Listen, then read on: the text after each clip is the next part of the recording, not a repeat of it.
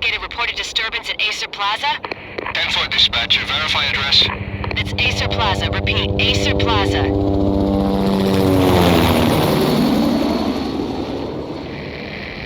Shots fired on the rooftop. An assault in progress at Acer Plaza.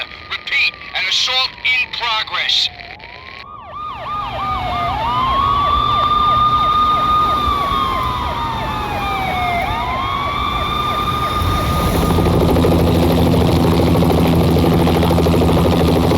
It's a war zone down here. 1085 dispatcher, need additional units. Additional units now. Officer in danger. Officer in danger. 10-5, please repeat. 10-5, all units, emergency. Officer in danger, Acer Plaza. Repeat, Acer Plaza, all units. They were all dead. The final gunshot was an exclamation mark to everything that had led to this point. I released my finger from the trigger, and then it was over. To make any kind of sense of it, I need to go back 3 years. Back to the night the Payne started.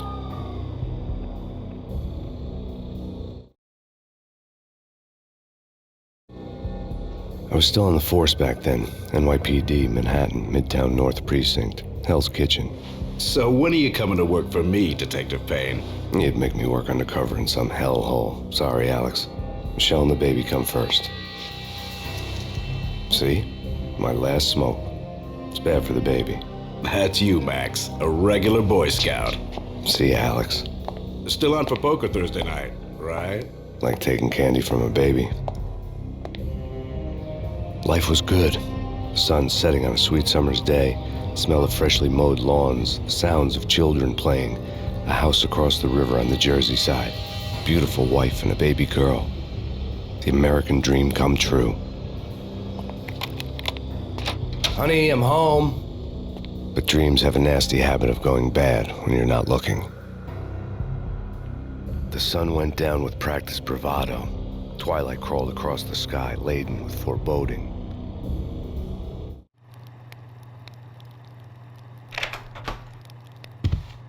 Michelle, honey, anybody home?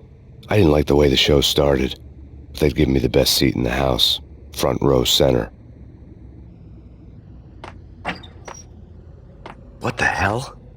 Something ugly had been tattooed on the wall, a map of things to come. It was a poison syringe, a magic tag full of diabolical meanings.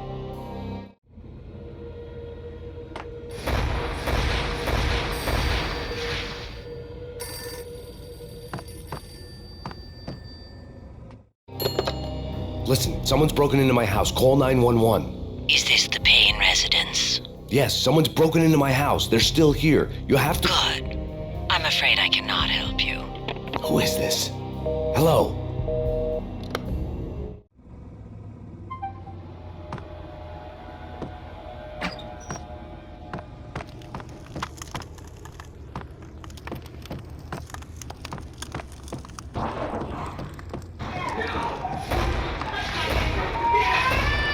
Michelle!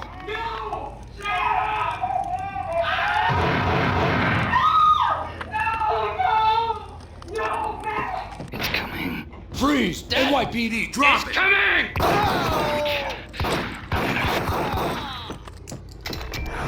No. No, please, God, no. The flesh of fallen angels!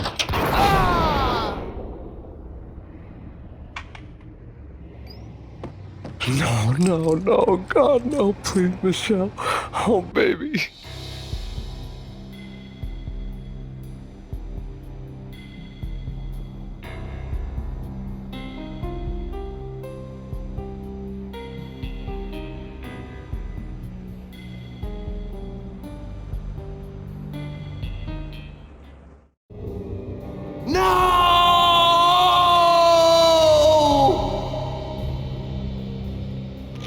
That was 3 years ago. Everything ripped apart in a New York minute.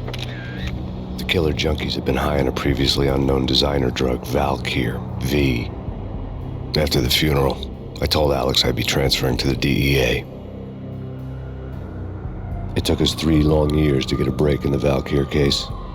Then, finally, 2 months ago, a dime dropper tipped us off that Jack Lupino, a mob boss in the Punchinello crime family, was trafficking.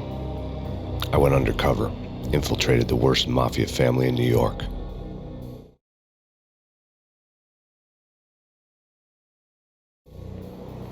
I came in from the cold and the dark. Outside the city was a cruel monster.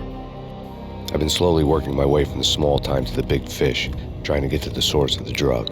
Alex and BB were my only contacts in the DEA, the only ones in this decrepit city who knew I was down here. BB here.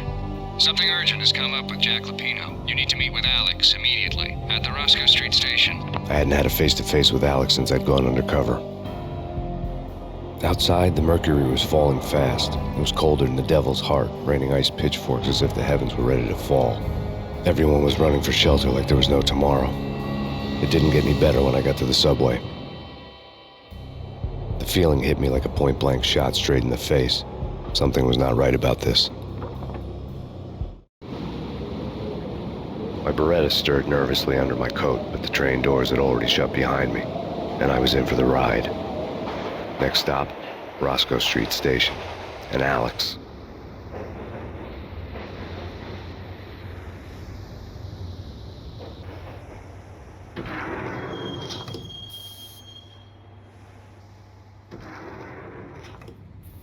The station was drenched in gloom. Alex was a ghost, nowhere to be seen. I'd have to look for him.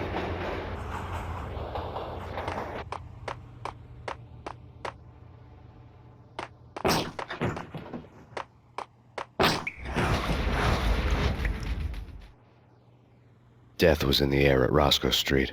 I'd have to find Alex fast.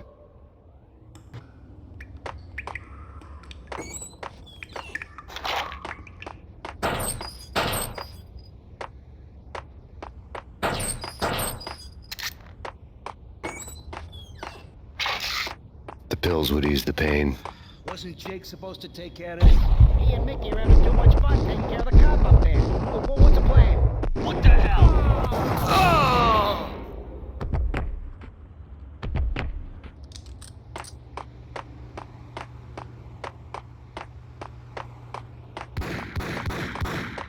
Yeah. What the?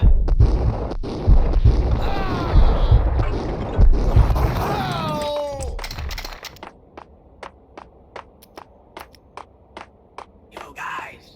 Yo, guys. Hold it!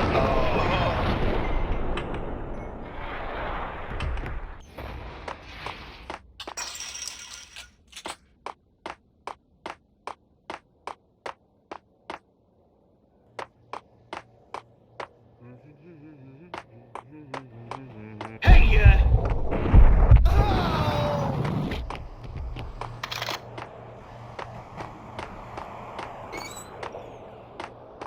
no way. Come on.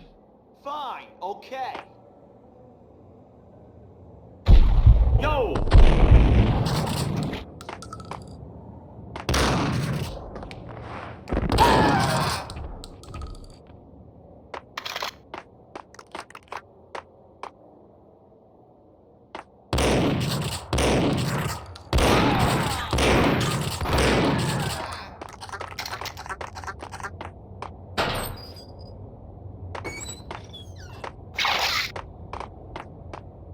While looking for Alex, I had ended up in the middle of a big-time crime operation.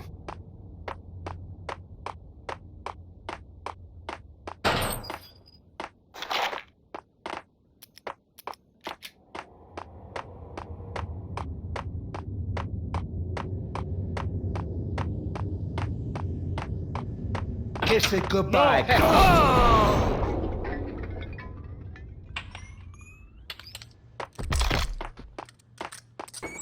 You saved me, man. What's going on here? A massacre. These armed thugs just appeared from nowhere. We need to get help. I can make the call from the control room 1 floor up. Can you take me there? Sure, sounds good. Follow me.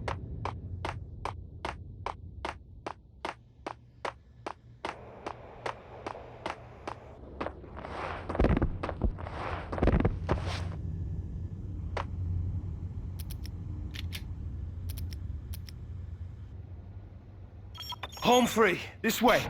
Hold Look it! out!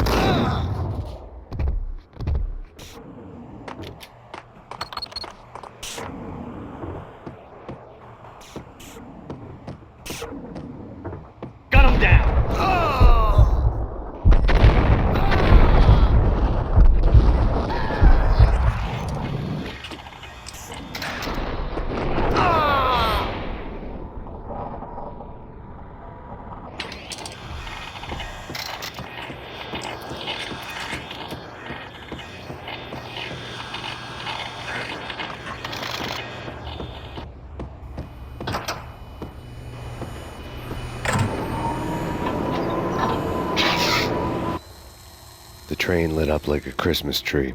The power was back on.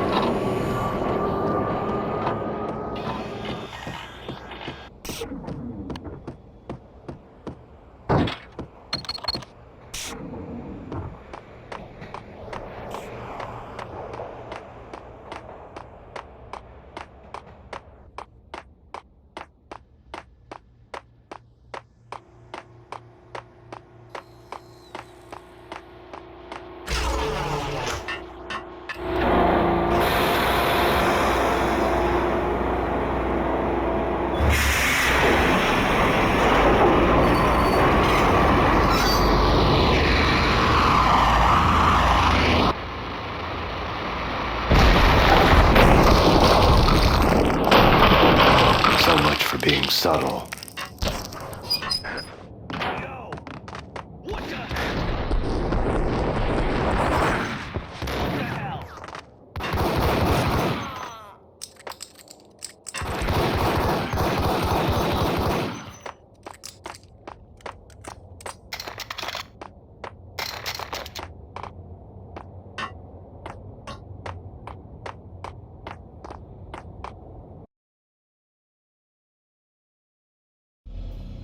The rusty door led to an abandoned part of the station, closed off since the early 40s. Something big was going down at Roscoe Street. Maybe that's why Alex had wanted to meet me here. Maybe not. One way or the other, I was gonna find out.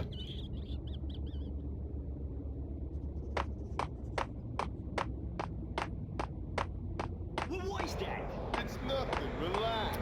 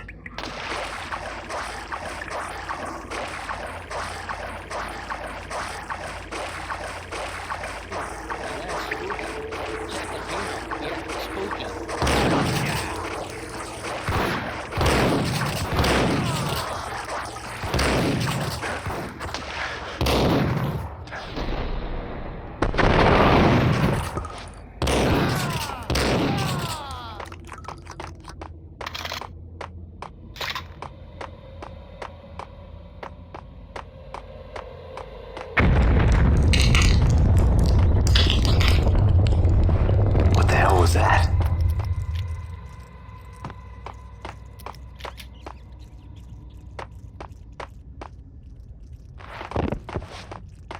Hold on here. Give me the detonator. Whack the sucker!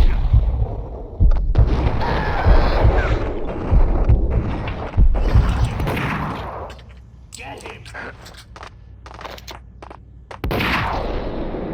Hold it!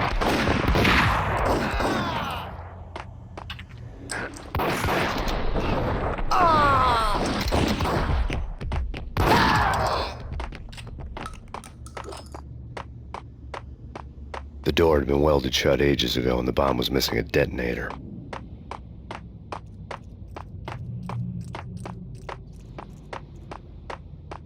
Okay, fellas. The police are on their way. New York's finest are gonna be here soon. So stick to the plan. We've got our own private exit route. In and out, do your thing. Wham bam, thank you, ma'am. Whack the sucker!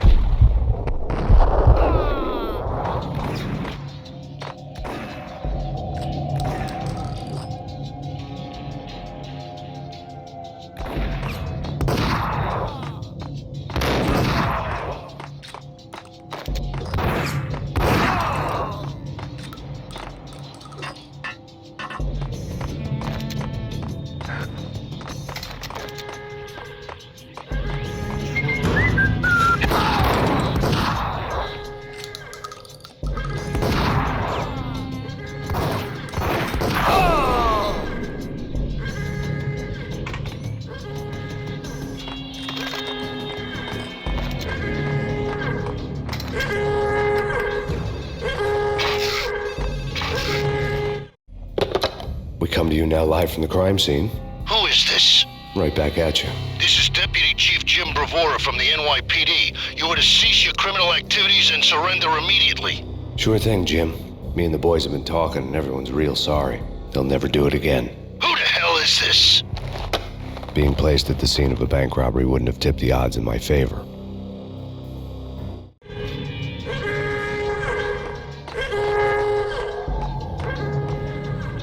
The bank robber's score lay on the table. The bank robbers have been after Acer Corporation bonds.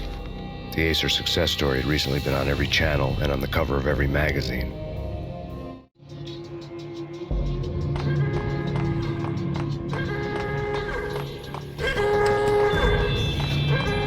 The bank robbers had left their tools on the table.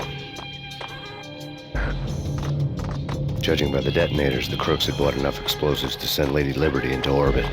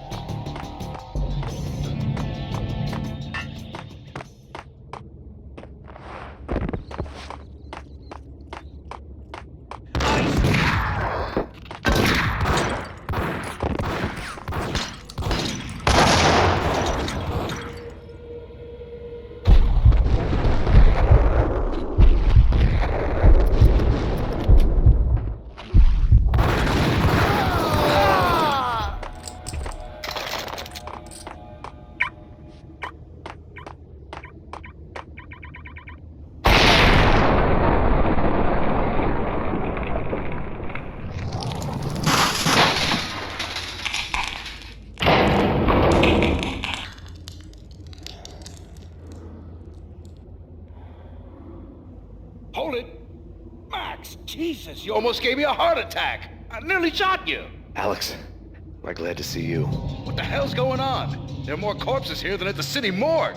It's an armed robbery. A tunnel job straight to the Roscoe Bank vault through the old station wall. Is this why? This is Lupino's gig? This is Lupino's doing? Lupino's men? Really? You sure know how to pick a place? Can you get through? No, it's locked. We gotta get out of here. If it's Lupino, it's... Alex? Alex! There was nothing I could do. He was dead. I could tell by the empty, accusing stare of his eyes.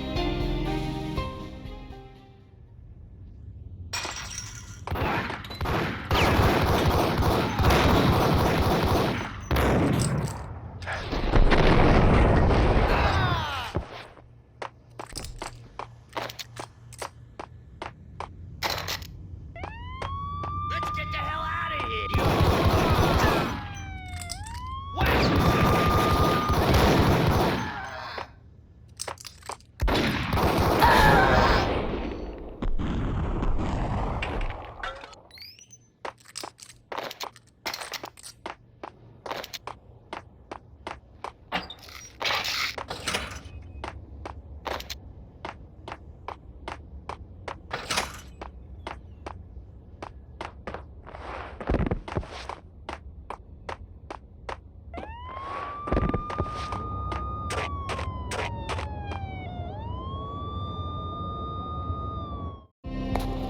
Alex had kept me relatively sane for the past 3 years.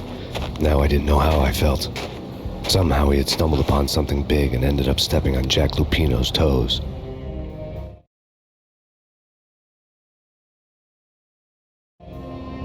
Lupino ran his racket of sex, drugs, and contract killings from a sleazy hotel in a slum block of tenements. The NYPD was closing in. I could hear the sirens. Their wail was a crescendo. Lupino thought he could get us by taking Alex out and leaving me to take the fall for it. All he had gotten was my attention. I went for the hotel first. It was a sad old thing with flickering lamps and faded colors, cheap mobster punks and tired-eyed prostitutes. I walked straight in, playing at Bogart, like I'd done 100 times before. The place was run by a couple of murdering mobsters with shark smiles. The Finito brothers. Ladies and gentlemen, it's the pain in the butt. Pain to the max. You're killing me. Did you make that up yourselves, or you get some wino downstairs to come up with it? Don't answer that. A rhetorical question. I got something for the boss. Lupino around? That kind of depends on who's asking. A friend or a junk squad plan. Don't answer. It's one of them, how do you put it, rhetorical questions. Lupino ain't here, but he said bye. Lupino wasn't in his cheap hotel. Instead, I ran into the Finito brothers. My cover had been blown. The door slammed shut behind me, and then I was dodging bullets like raindrops. Pain in the butt. Ha ha! Pain to the max. Junk squad pig. Got a ticket to Marble City for you. Eat first and lion.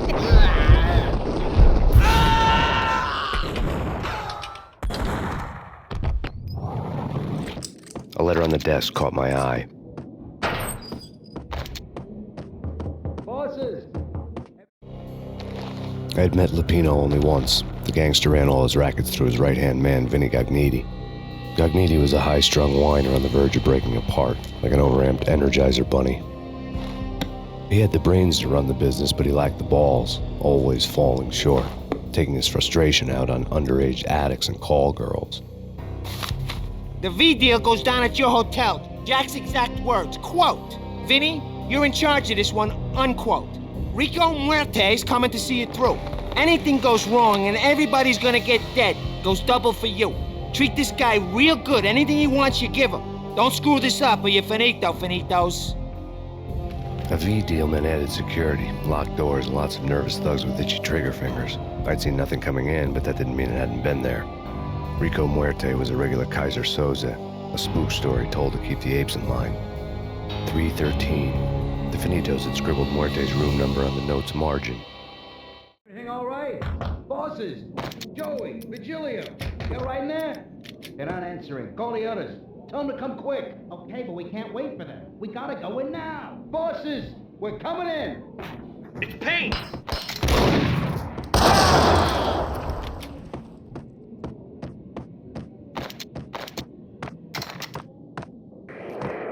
The NYPD has been out on Mountain Killer storm. Take whatever steps necessary. In his press conference today, the mayor stated that Valkyr represents a clear danger to New York and called for drastic actions to eliminate the problem. On today's top story, the Valkyr crisis worsens with the murder of DEA Special Agent Alex Balder. Special Agent Balder had been shot repeatedly from a point-blank range. The gunman has been identified as Max Payne. The noose is sure to tighten around this fugitive criminal as more NYPD units join the search to apprehend him. I had just gotten my 15 minutes of fame.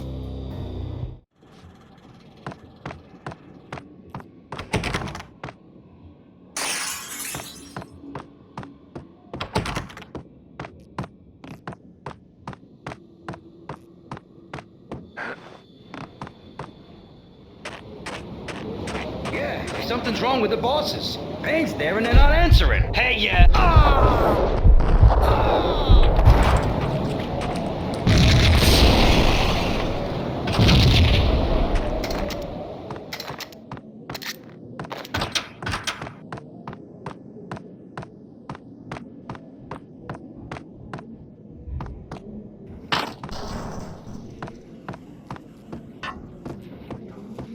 Hold it!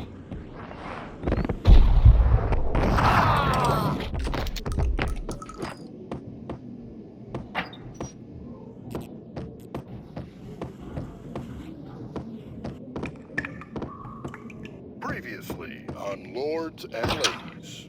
Lady Amelia, Marquis Valentine asks for an audience. Thank you, Lawrence. My lady. My lord. And now, an all-new episode of Lords and Ladies, brought to you in part by Acer Corporation.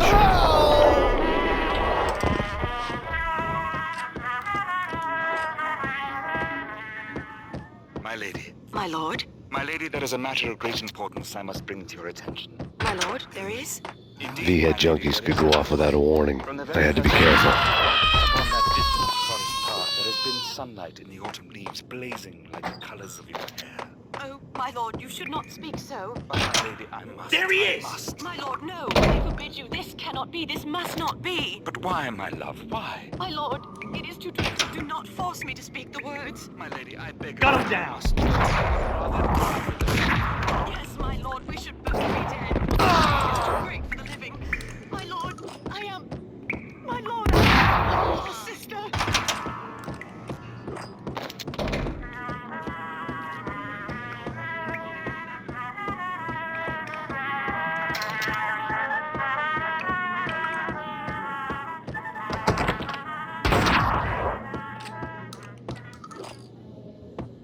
Piece of crap! Ooh, killed that!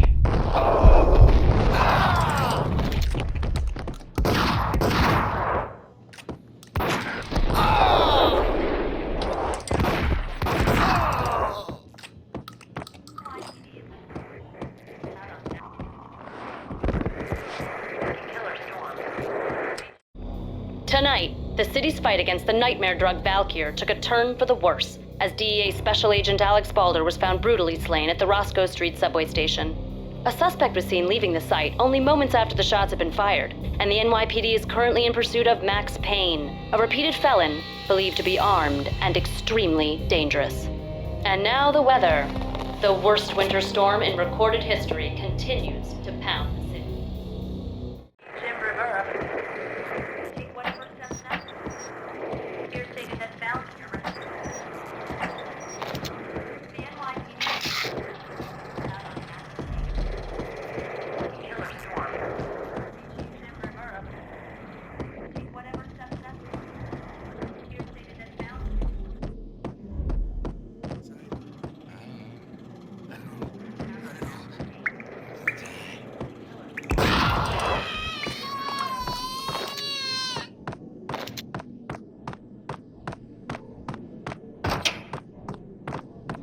Whack the sucker!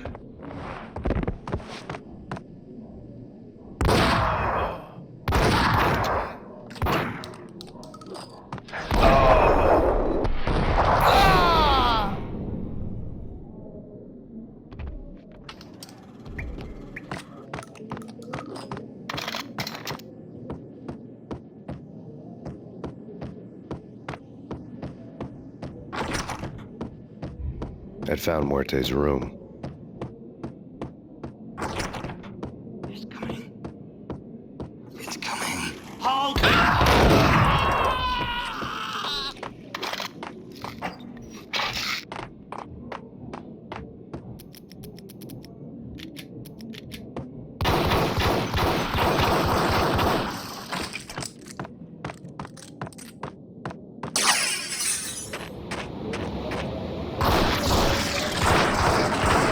I didn't want to know what had happened here.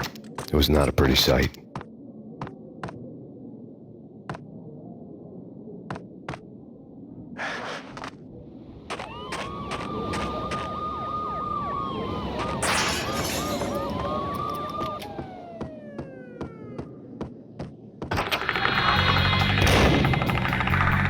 Muerte had received a letter.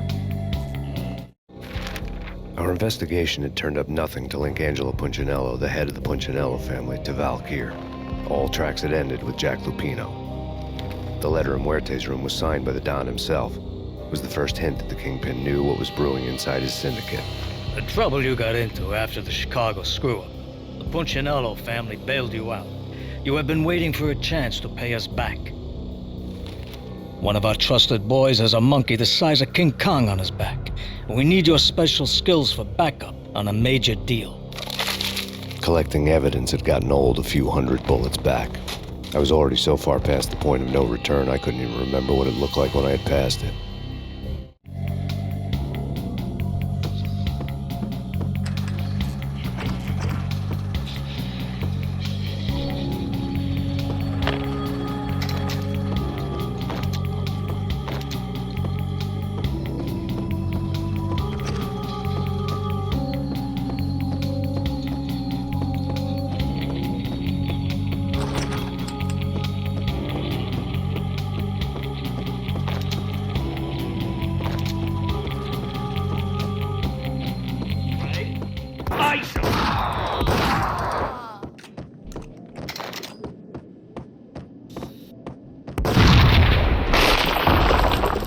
hold it! Yo!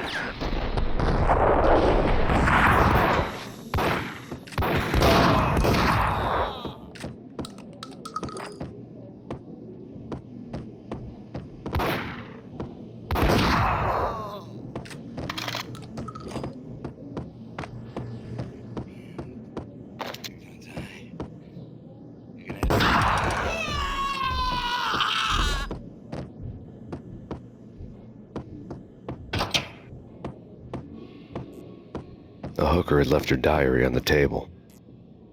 The diary belonged to a hooker named Candy Dawn. The read would have made a vice cop blush. Had talks with the mystery hag over the phone again. Sent her the latest One-Eyed Alfred tape. As long as the hag keeps paying for the tapes, the old man could come every day for all I care. She had a nice sideline, making secret X-rated flicks of her clients and selling them to the highest bidder. It would get her killed if her V-fix for the day didn't do it first.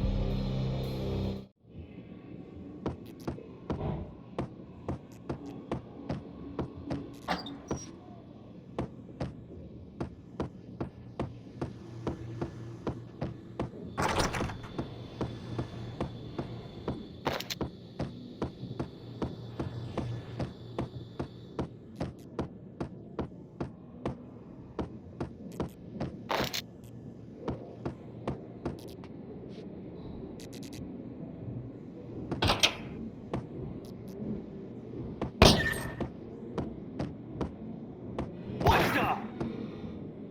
It's him. Go get him. No, wait. You go get him. You go and get him.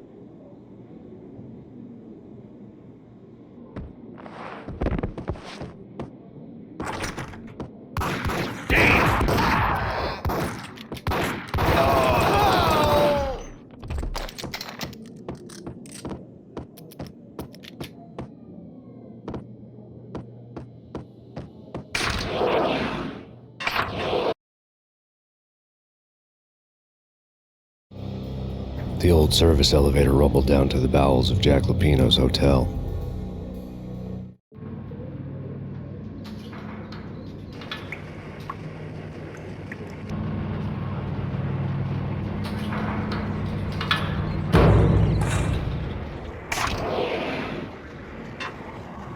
It was freaking crazy. The cops were doing a full-scale siege next door. More traffic than rush hour. I mean, bleeding bastards running back and forth, Ronnie and whack!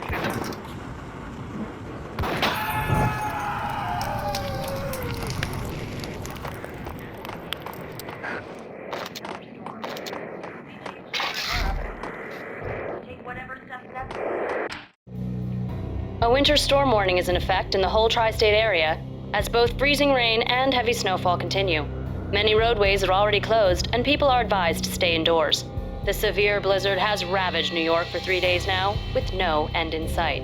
We'd been snowed from the start in the Valkyr case.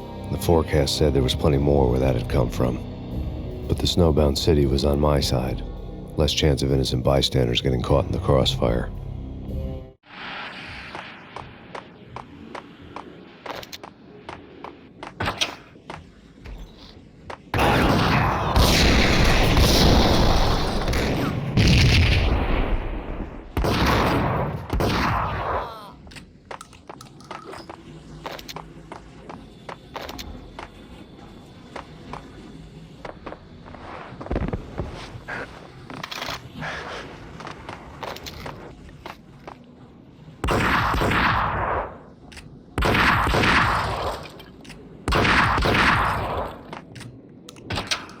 Yo! Exhibit number 1, a newspaper. A dead man tied to a chair lay on the boiler room floor. Captain Baseball Bat Boy has an unbeatable track record in superhero death matches. But a 6-pack of root beer gets me every time. The murder weapon was a baseball bat, now lying in a pool of drying blood next to a newspaper folded open on a Captain Baseball Bat Boy comic strip.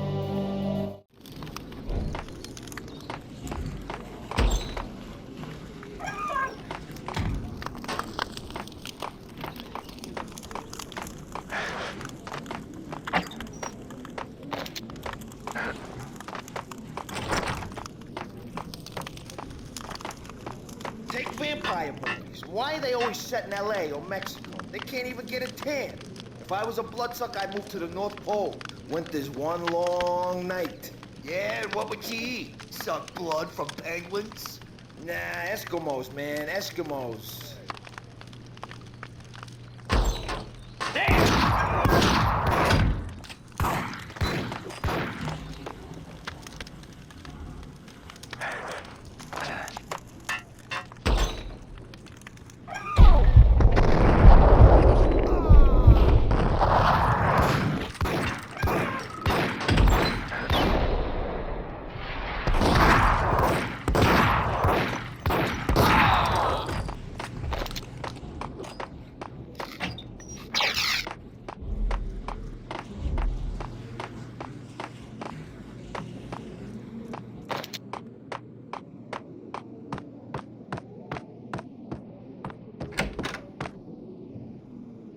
Chill with the guns. Trust me, you don't want to piss Muerte off. Gentlemen, let's do business. Green for green. Cheers at green-eyed angels. Amen.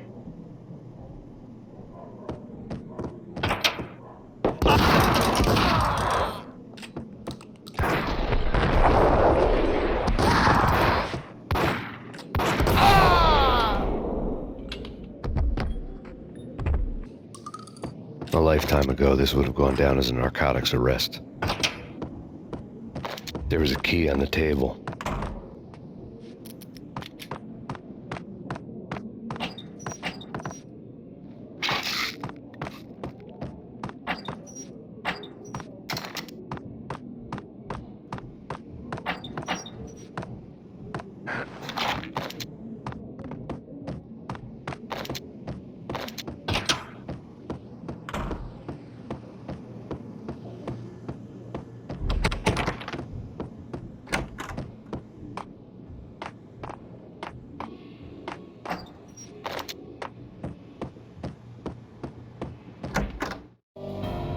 Two mad dog killers, ready to murder each other. They step into the next room, and I'm thinking, now they're gonna do it.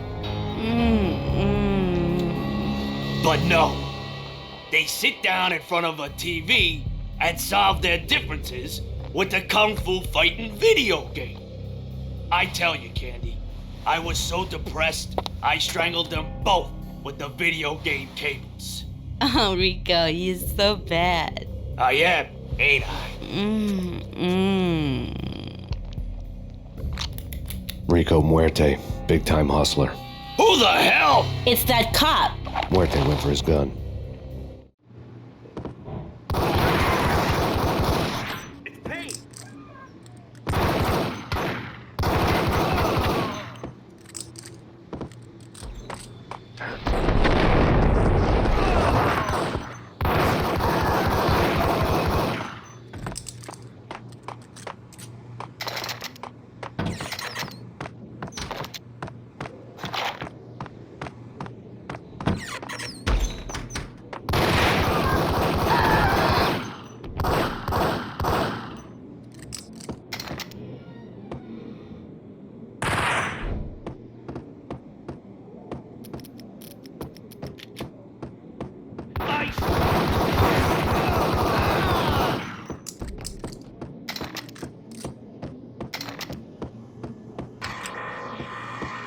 The antique switchboard was still in use.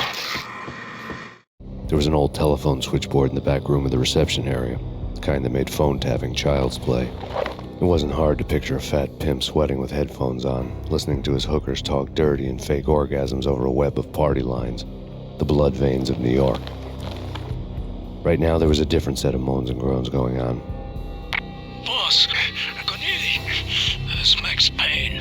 He came, started capitalist. He killed him. Are you freaking kidding me? He's just one lousy cop. You better be freaking kidding me. Whack him. What's the freaking problem? Hello? Answer me. Hello? The word was out. A deadly virus released into the city's corrupt circulatory system. Something wicked this way comes. Max Payne at large.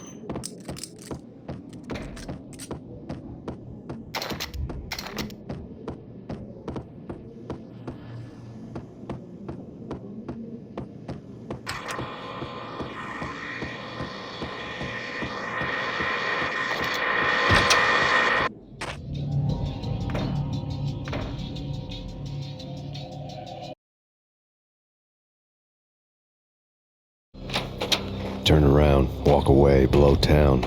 That would have been the smart thing to do. Guess I wasn't that smart. Lupino's tenement buildings were a seedy hangout for all kinds of sleaze. A liquor store, a pawn shop, a laundromat full of mobster bookies and loan sharks. The list went on. The how and why of it was a mystery to me, but they knew I was a cop. They knew I was coming, and they were going to get real trigger happy about it. I got to see Lupino's hangout all lit up. A bomb went off, turning snow into liquid gold. A pillar of fire lifted the remains of a car straight up into the air. The flames were highlighted on the hood of a black Mercedes-Benz as it coasted down the street real slow, as if the driver didn't have a worry in the world. I got a good look at the man riding shotgun. It was Vladimir, the head of the local Russian mob, the fly in Don Punchinello's soup. The ringing in my ears was the sound of a mob war being waged.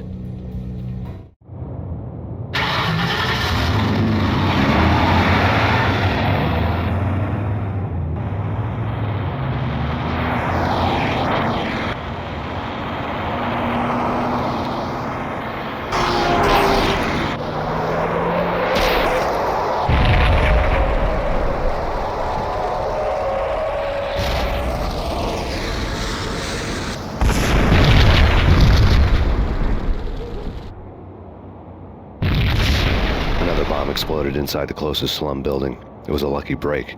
The goons inside were spooked, but luck always came with a price tag. More bombs could still be ticking inside, and the cops would already be on their way.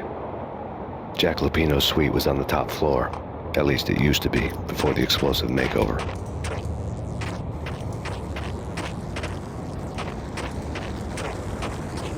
I don't know, man. I don't know. What the hell?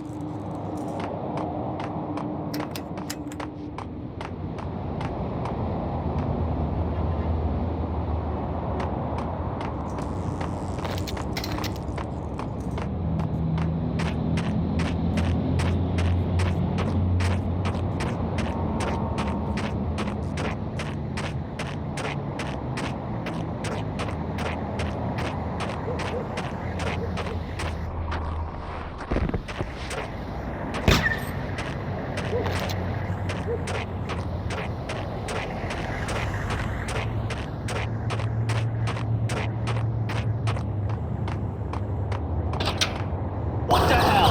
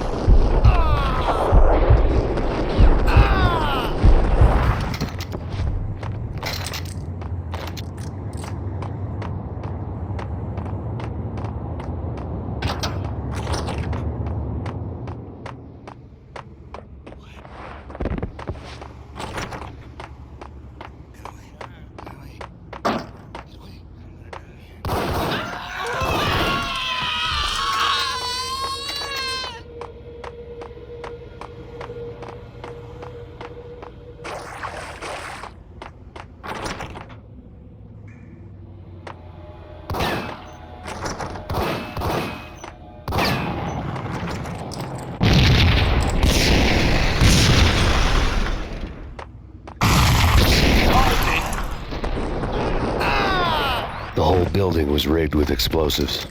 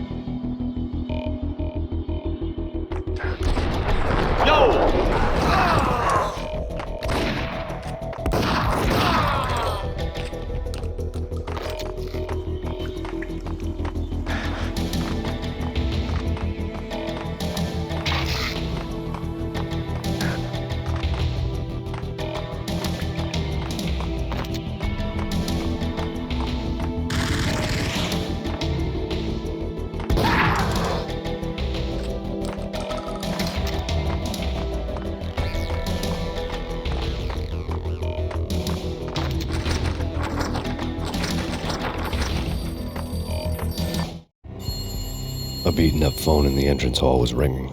It could have been just a junkie in need of a fix, but it turned out to be something more sinister than that. Am I speaking to Mr. Payne? Who wants to know? My name is Alfred Wooten. You must hurry. The police are on their way. Tell me something I don't know. They know you're there. How? And what's it to you? I will contact you again. The cops arrived, sirens singing in the off-key harmony of a manic-depressive choir. I had a few minutes while the SWAT team would go through their usual routine. By the time they busted in, I needed to be long gone. Max Payne, this is Deputy Chief Jim Bravura from the NYPD. Drop your weapons and come out with your hands above your head. True. Got him there.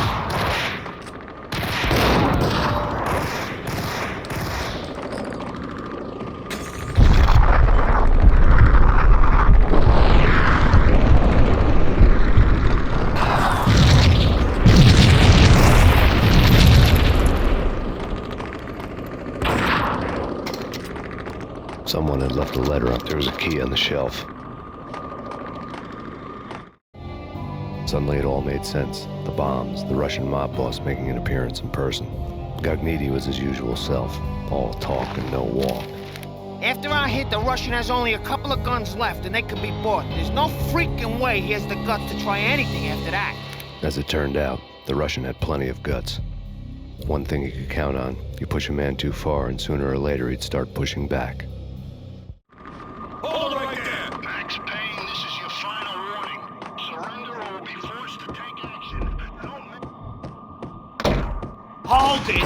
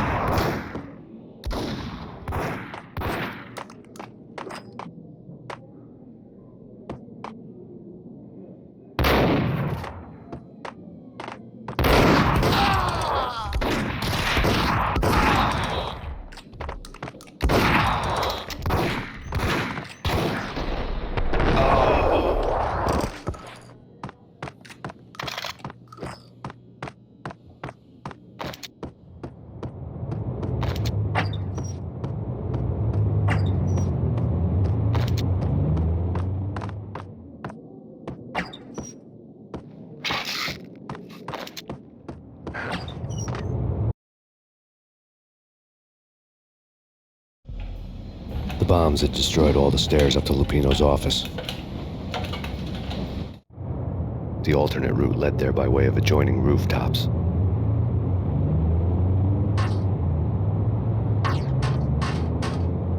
It's never been this cold. Never ever.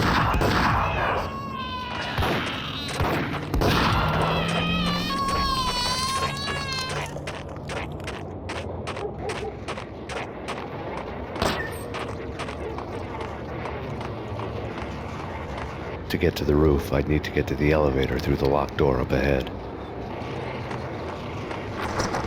Pizza delivery. Never seen you before. Buzz off, Joker.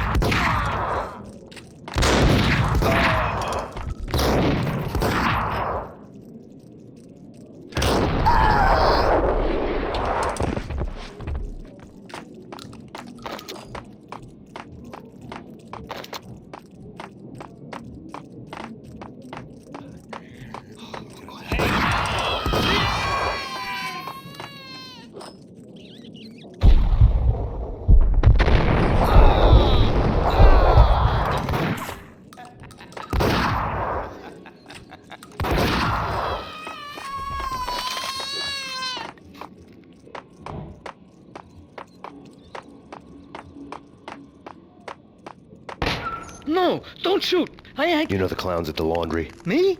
No. You're no good to me then. What? No, the laundry, yeah. I know him, yeah. Get me in there. Okay.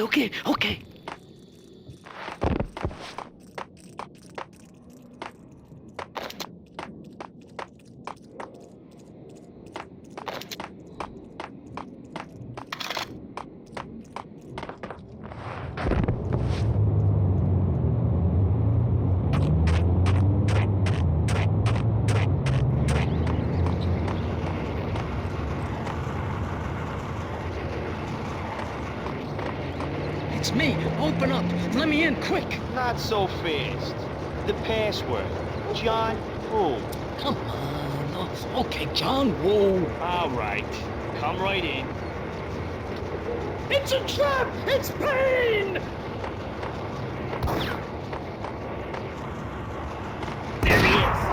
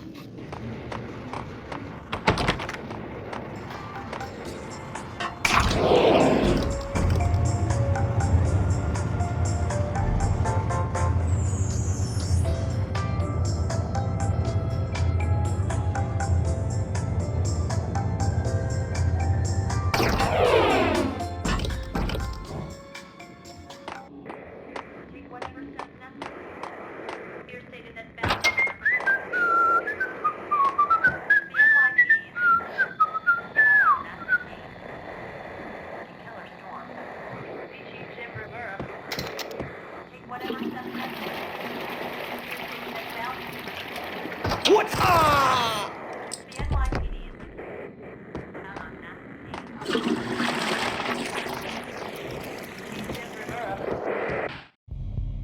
New York City is in crisis tonight, with reports of Valkyr-related gang war in the streets of the Bronx. Apparently, Max Payne, wanted for questioning in connection with the slaying of a DEA special agent earlier tonight, is waging a one-man war against his former partners in crime. Among the listed casualties so far are notorious mafia members Joey and Virgilio Finito, as well as Rico Muerte, himself a fugitive from the law, and a suspect for several murders in the Chicago area. The NYPD has been placed on full alert. A citywide APB has been put out on Max Payne. Deputy Chief Jim Bravura has promised to take whatever steps necessary to bring him to justice. What those steps may be remains to be seen. For NYCNN TV News, this is Kira Silver.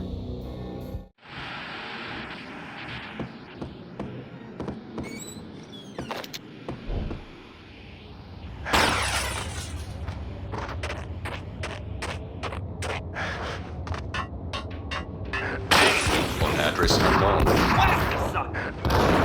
I don't want to. It's the last place I that's where I always end up. Go. Someone who looks the part down to the finest detail.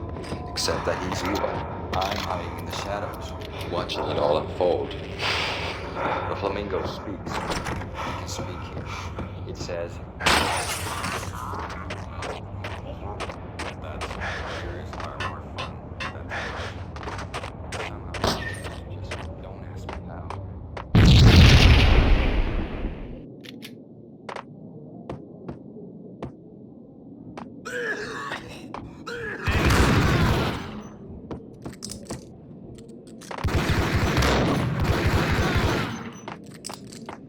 Blue or green? It's always red or blue in the movies. So, green? No, not the green.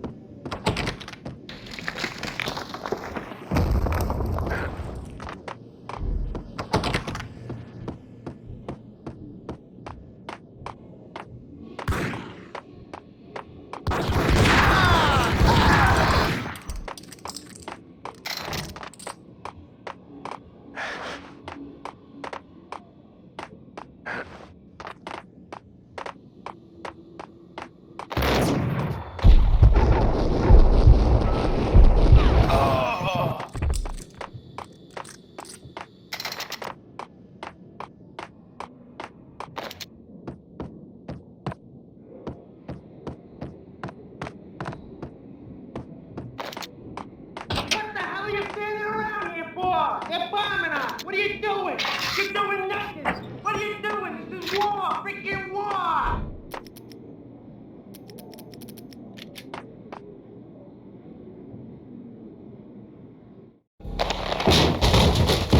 Vinny Gognitti. Just the man I've been killing to see. Payne? Freaking Fed! I knew from day one there was something screwy about you. What do you think you're doing? You're a freaking cop. You ain't got squad on us. You can't just come in here waving your piece like it meant something. Yeah! Oh my God! Oh God, you shot me! Ah! You're dead, Payne! What the hell are you waiting for, you apes? Kill him! Kill him! With pleasure, boss. Gognitti bailed. I made like Chow Yun Fat.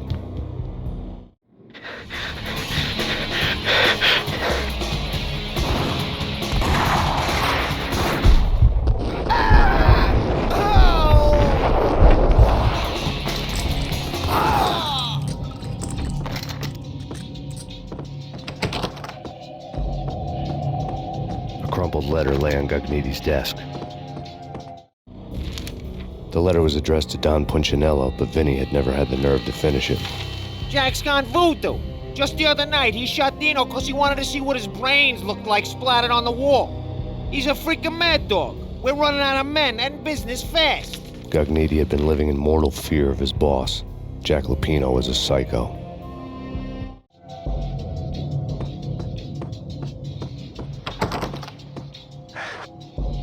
Vinny Gognitti was running scared. He could run, but with a bullet in his stomach like a broken bottle of Tabasco, he was quickly running out of time. He knew where his boss was, and I wanted to square things up with Jack Lupino. Gognitti would be moving fast. I don't know about angels, but it's fear that gives men wings.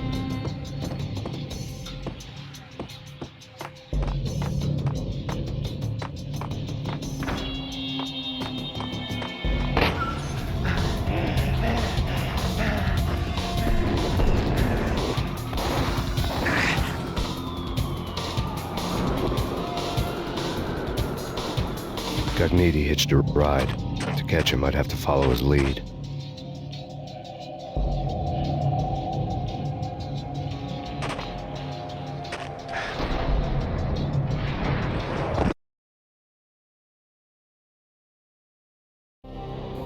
This was my second train ride of the night. The way it started didn't promise anything better than the last one. Freezing wind tearing at my face like sandpaper and razors, ice hard and slick under my hands and feet. Somewhere in the background, the wail of sirens, the city howling after me. New York sped by in fast forward. Dark rooftop water towers and a dead forest of antennas and chimneys, all a blur.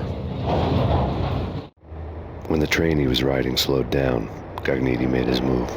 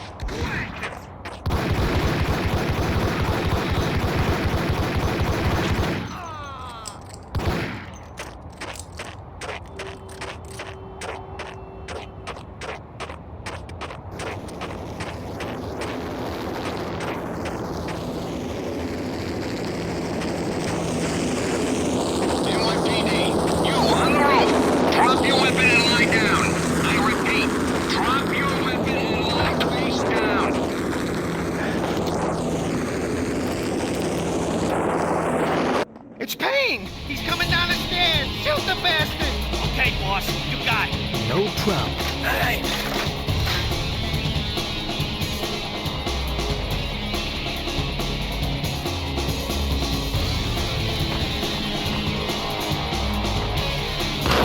What the?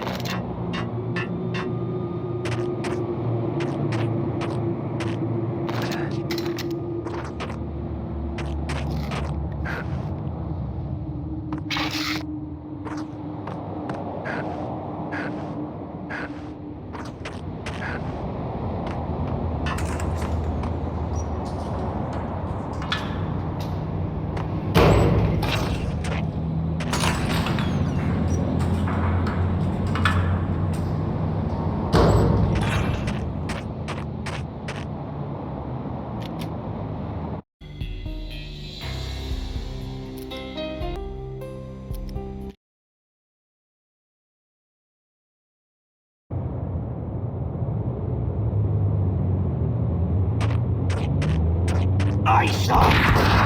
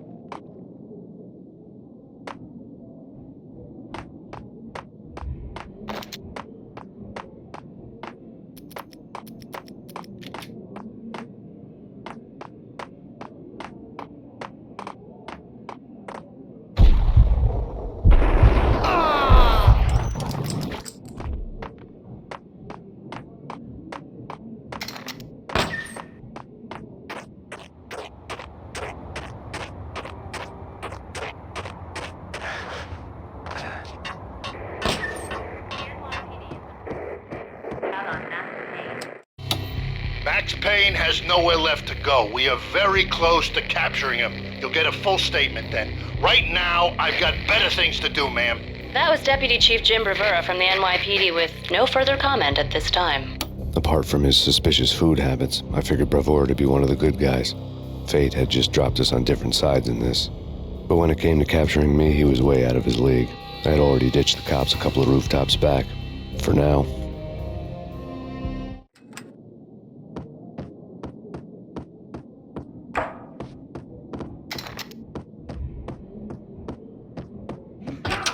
I can hear him. Ready? Keep the guns pointing at the door. Okay, this is it. Any moment now, Payne's gonna bust through that door with murder in his eye. It's either him or us. I, for one, am gonna pump the end. Whack him!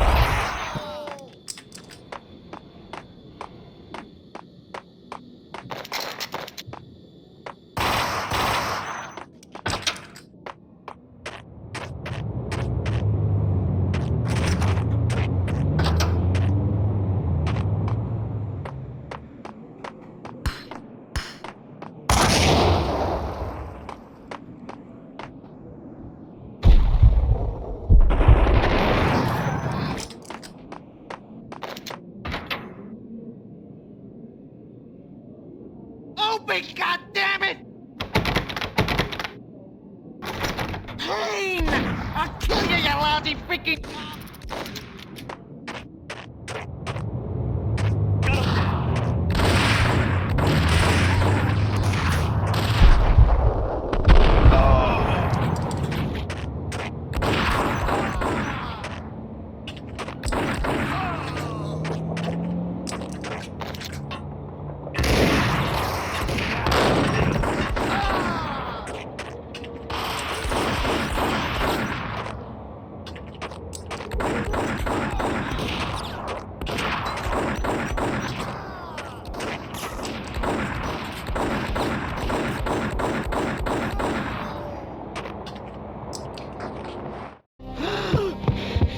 Gagniti ran out of steam in a dead-end alley with steam boiling out of the sewer grates like all the fires of hell were burning high beneath us.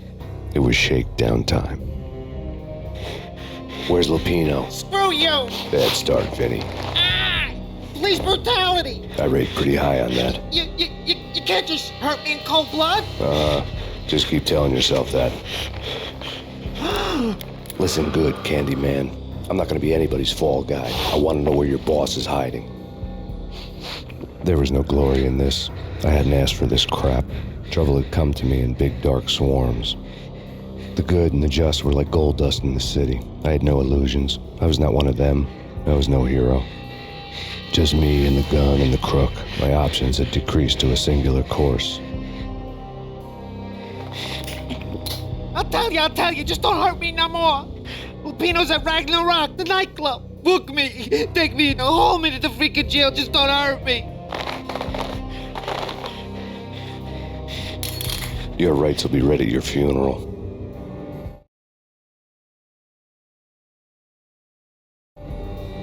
Ragnarok was Lupino's private nightclub, a den of drugs built into an old theater. I knew what waited inside. V-head junkies ready to explode in random acts of senseless violence, and Lupino's goon squad, the worst stone-cold killers this side of hell. Ragnarok was as inviting as a headache, flickering and flashing to a machine gun beat. The belly of the nightclub was a gothic theme park that began with bondage games and led to the nasty stuff from there. As subtle with its dark message as a cop killer bullet through the heart. Like father, like son, just like Jack Lupino.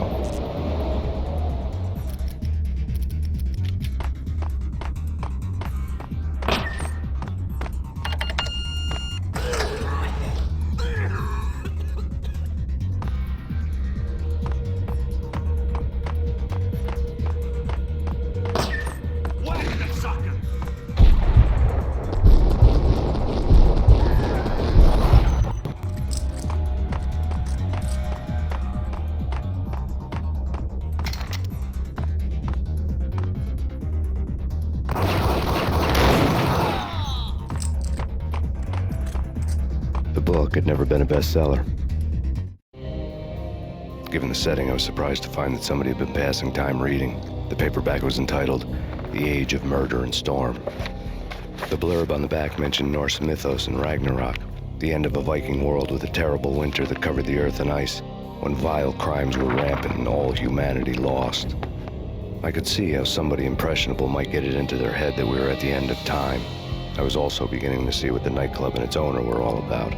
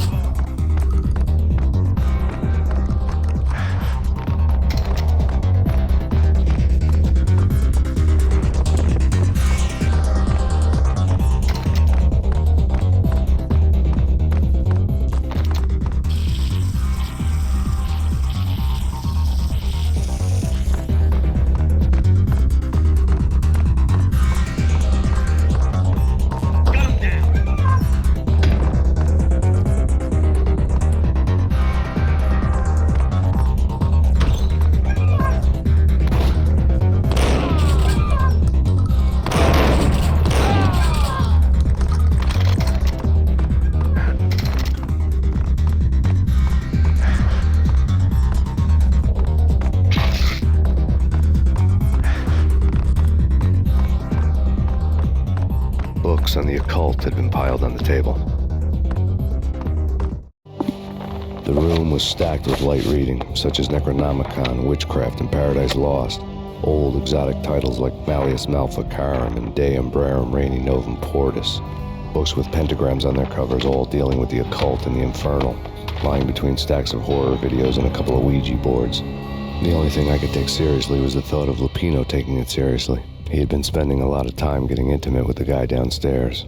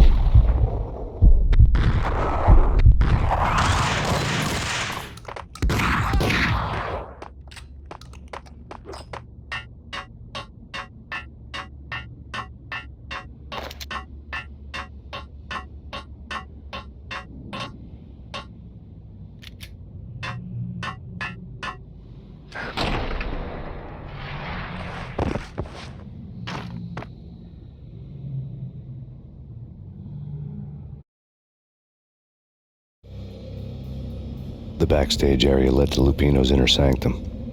The hot air inside was like an invisible wall, thick with incense and something else, a sickly sweet smell that made you gag. This was the rotten core of the Big Apple. Lupino lurked somewhere ahead, like a spider at the center of his web, waiting. The vapors in the air started to make my head swim. Torn pieces of a letter lay scattered on the sofa.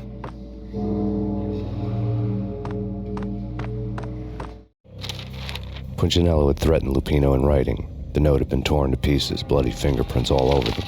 Don't want you to think that one of my boys is not playing with a full deck. Shape up, Jack. We are running a business here. I'd hate to send the trio to strong-arm you. The trio were the Don's notorious henchmen. It was obvious that Lupino hadn't been intimidated by the threat. Lupino's notes covered the table. Jack Lupino was crazy, all right. The table was scattered with notes of demented arcane nonsense written in rusty blood, a mishmash list of demons, devils, and dark gods evoked. Beelzebub, Asmodeus, Baphomet, Lucifer, Loki, Cthulhu, Lilith, Hela, blood given to you all. He was after that old Faustian deal, your soul for power and fortune. Just sign on the dotted line with your blood. Lupino's notebook lay on the pedestal. Jack Lupino was crazy, all right. Mythic wolves, let loose to devour the sun and the moon. Lupino is the wolf. I'm Mr. Beast, the big bad Fenris wolf. I'm the end of the world man, wearing the flesh of fallen angels. After Y2K, the end of the world had become a cliché. But who was I to talk? A brooding underdog avenger alone against an empire of evil, out to right a grave injustice. Everything was subjective. There were only personal apocalypses. Nothing is a cliché when it's happening to you. The flesh of fallen angels, come to me all. Astaroth, Beelzebub, Asmodeus, Baphomet, Lucifer, Loki, Satan, Cthulhu, Lilith, Hela. Blood to you all. Secrets living under the skin of reality. I've seen it. The corruption of flesh.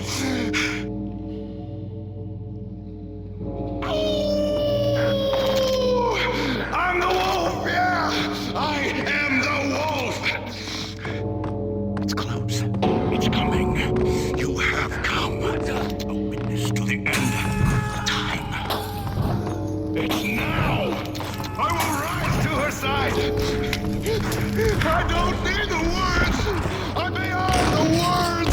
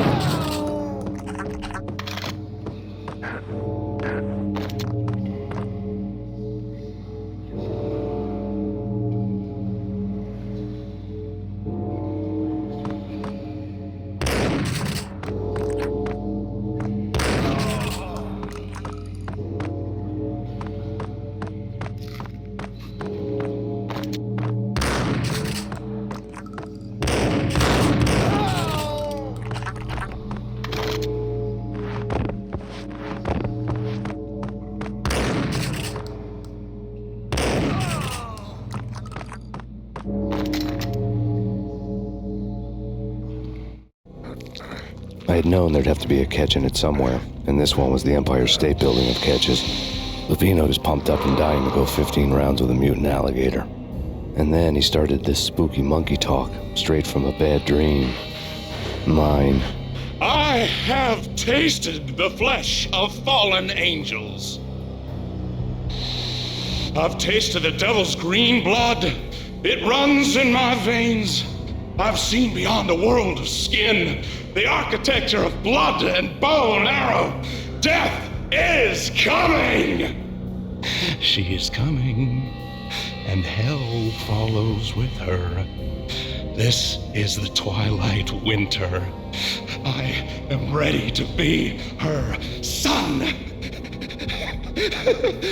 Her time is now, and all who stand in her way must die!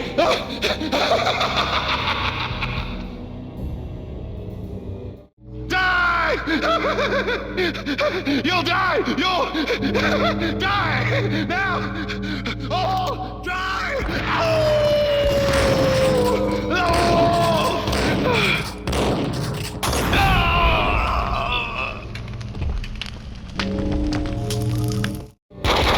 When Lupino finally went down, I wanted to make real sure he'd stay that way. V was a bad monster. Turned them into friggin' zombie demons from outer space. I think he's dead already. Huh? And that's when it happened. But dead or not, you've got the wrong guy. In stepped this knockout femme fatale holding a gun to my face. I returned the favor. Lisa Punchinello. Lisa Punchinello was the Don's wife. Mona Sachs. Lisa's evil twin. Your safety's off, evil twin. You might hurt someone with that gun of yours. Lisa's the damsel in distress. I'm the professional. I'd blow you away without batting an eye. Sure, and you can check out my credentials splattered all over this joint.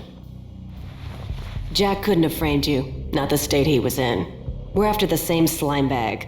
Angelo Punchinello's the one who murdered your friend and framed you with it. You know this for a fact. I've got my sources. I don't have a clue these days. I just shoot them as they come. Who put a contract on the Archfiend? This one's mine. I hate the guts of that sadistic wife-beater. Why not pool our bullets for this one?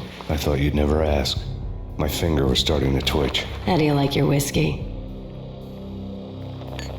I'm easy, as long as you don't try to slip me a Mickey. You're a real angel, Max. It was good stuff. Tasted sweet as honey going down. Nothing personal. Can't risk you going berserk and getting Lisa killed.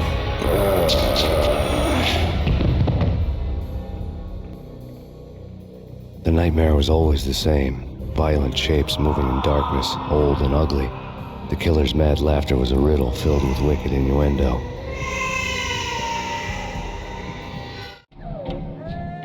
Somewhere, the baby was crying.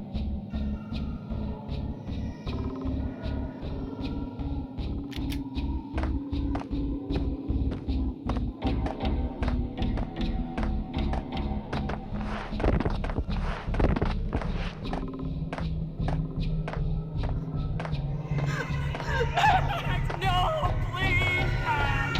Why? I didn't mean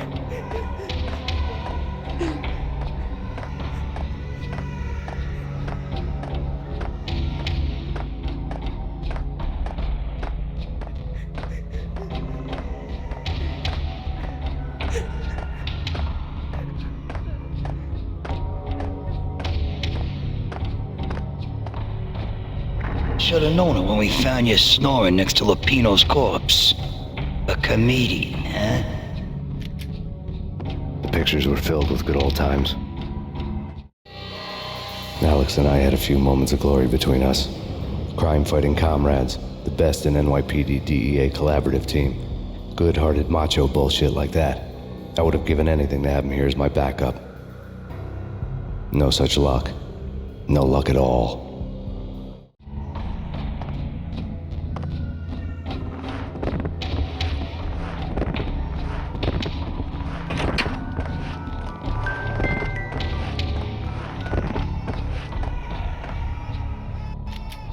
I really love to watch cartoons.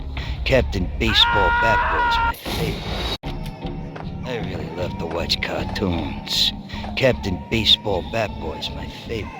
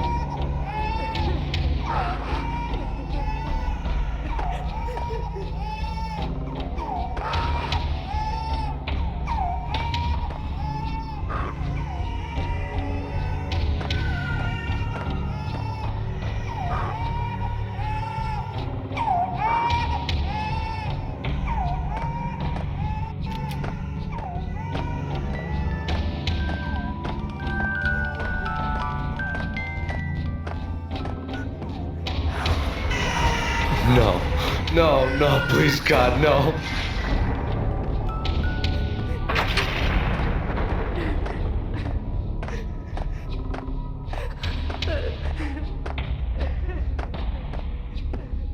You can slice them, dice them, shoot them full of holes, blow them to bits, vaporize them, disintegrate them.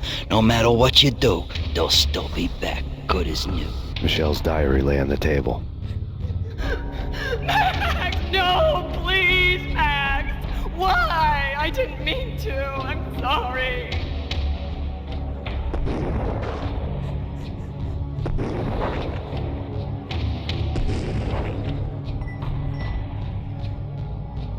Murderer! You killed her! Nothing like that ever happens in the real world.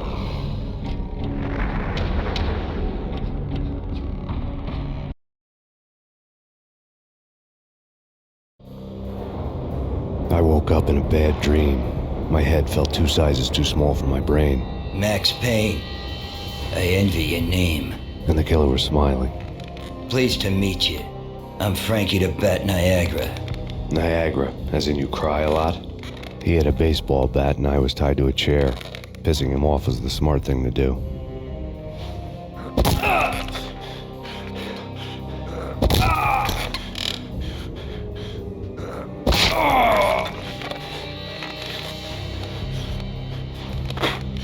Nothing wrong with a little laugh now and then.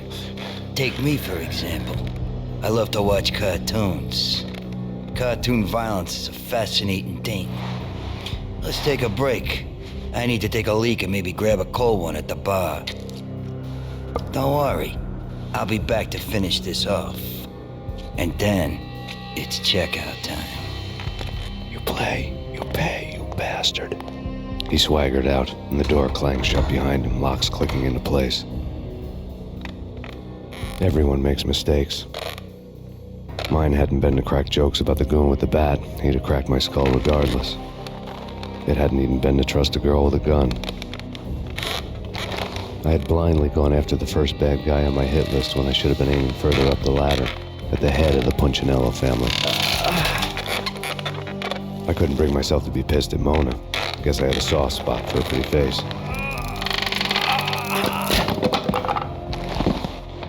But when somebody decides to play baseball with your head, you tend to get sore. They had dragged me back to the basement of Lupino's hotel. I was beaten, bruised, and blue. I felt like the chair I had broken to get free.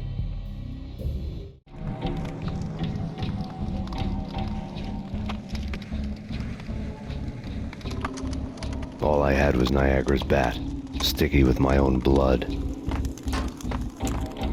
Without a gun, I'd be no match for Frankie's men. I'd have to play hide and seek with them. It's Frankie's turn.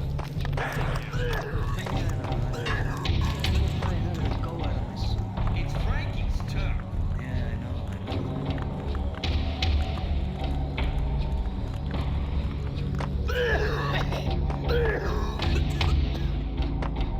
Yeah. Dude, hold it.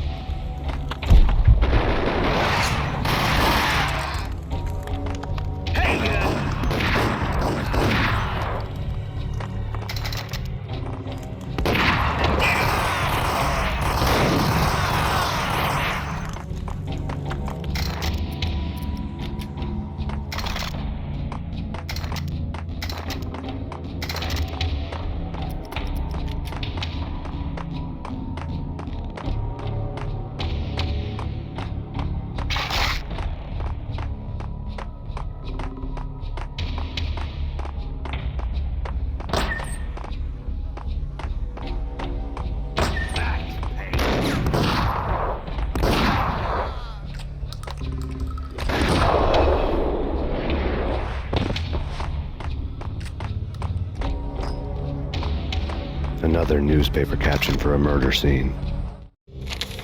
Frankie had left his calling card, a Captain Baseball bat boy strip, next to a sewer passage filled with bodies. You'd better not mess with Captain Baseball Bat Boy. Even my arch enemy, Bicycle Helmet Girl, swoons at the sight of me. Aha! There were enough corpses to put a mass murderer to shame.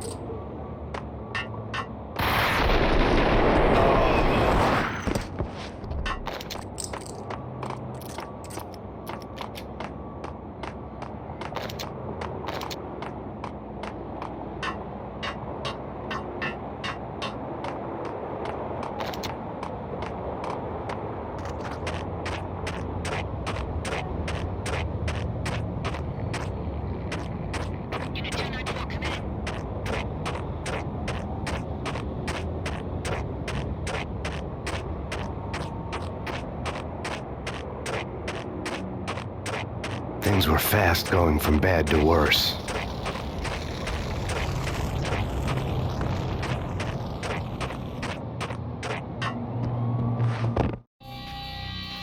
The men in blue had come and gone. They had decorated the place with chalk outlines and tied it together with yellow tape. The cops who had stayed behind were dead. Frankie, his boys, and I had the place all for ourselves.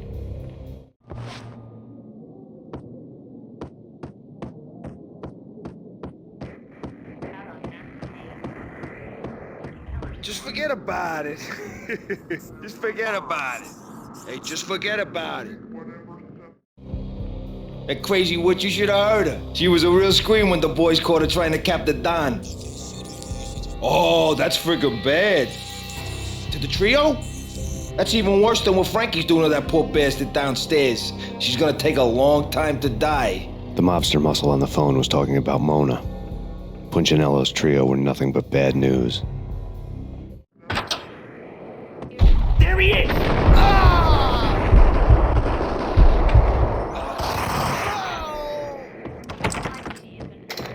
More evidence that Punchinello didn't like me much. The fact remains that all the victims so far identified in the Ragnarok shooting have been known criminals, many of whom had large doses of V in their blood. Reliable sources say that Max Payne was also among those killed, although no body has been recovered at this time. Reliable sources.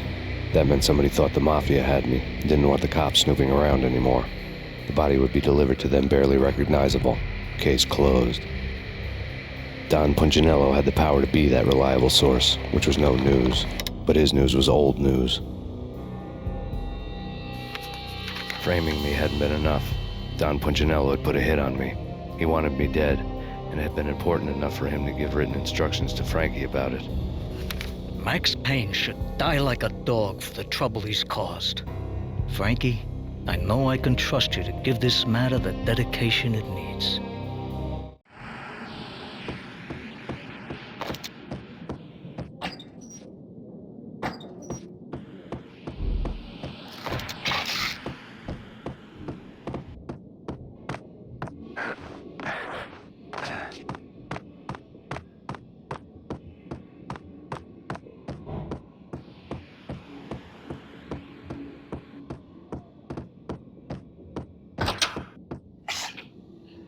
What the?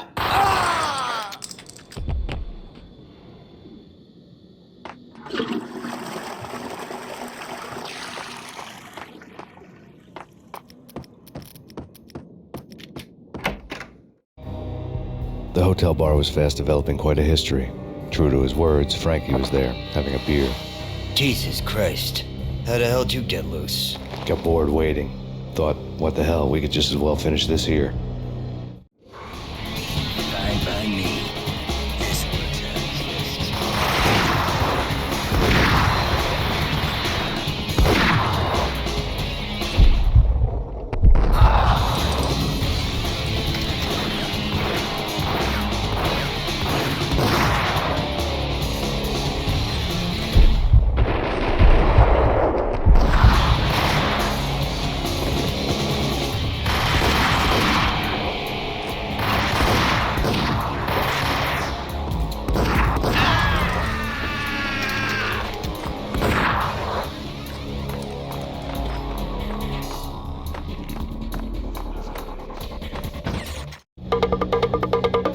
Thank you. You've been a lovely iron. Had enough? I don't play with girls anyway. Unfair! I spotted the tail as soon as I left the hotel. A big black Mercedes. I'd seen the car before. That time it had heralded impressive explosions. Vladimir was back. Bang! You're dead, Max Payne. I might have laughed if I remembered how. What's this supposed to be? Cops and robbers? Look, you want something with me? Get in line. Peace, man. Relax. You know you are a real news item. Armed and dangerous. I am going to make you an offer you can't refuse. I've always wanted to say that. It's a bum rap. I've been framed. Well, that's a moot point. Whatever you did or did not do, I'm sure you had good reason for doing it. Want to hear me out? I'm listening.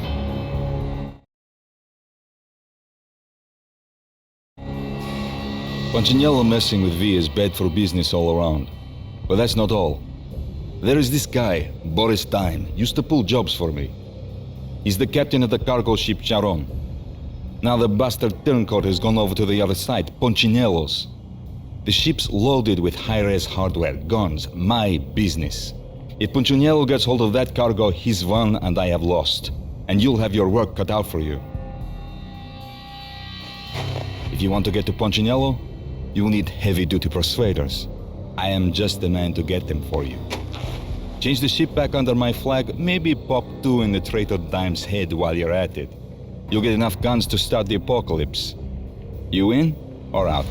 Let's get this show on the road. Vladimir was one of those old-time bad guys with honor and morals, which made him almost one of the good guys. None of us was a saint. The Brooklyn riverfront was a maze of rusty containers, sharp-boned cranes looming up from the snowstorm. On a night like this, you couldn't help but think of the dark army of dead men sleeping with the fishes, cement shoes in line. No Minotaur lurked in this labyrinth, but somewhere out there, on the clanking deck of his cargo freighter, the skipper of the Chiron was waiting, like the ferryman of the River Styx.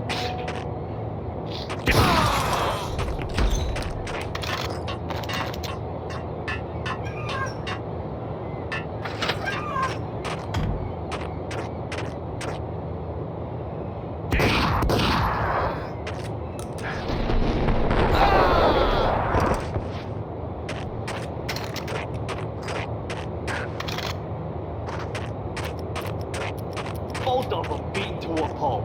Eyes swollen. They couldn't.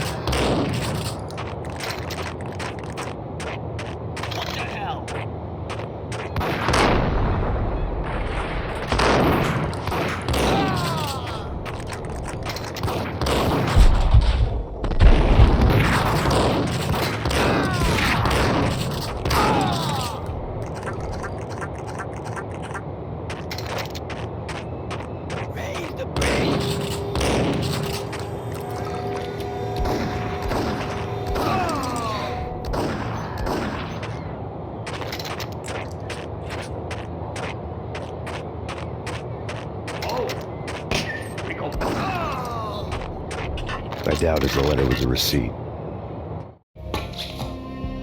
Rico Muerte had come to town to do more than just sort out family troubles. Exhibits number 1, 2, and 3. A briefcase of money, a sniper rifle, and an envelope with one word neatly printed on a folded piece of expensive paper. Mayor. It didn't sound like a mafia contract at all. It was too cold and too to the point.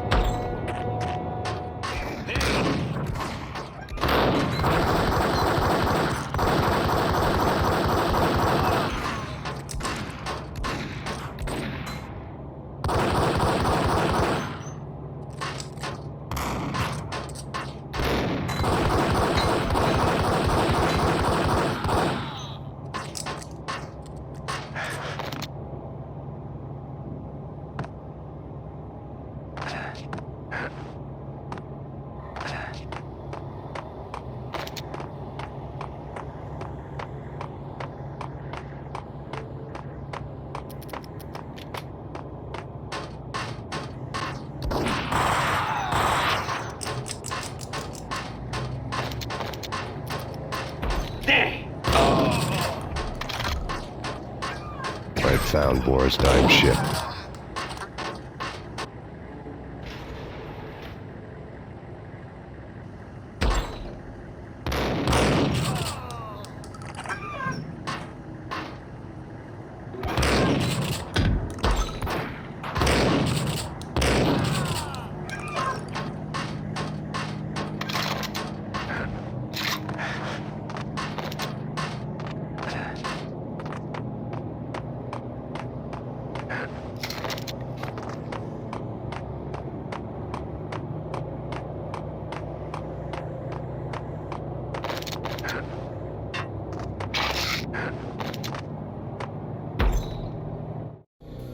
Rust had crept over the sides of the cargo steamer a long time ago.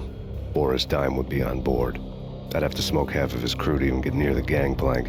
The guns were probably being kept in the hold, buried amidst the rats and oily water.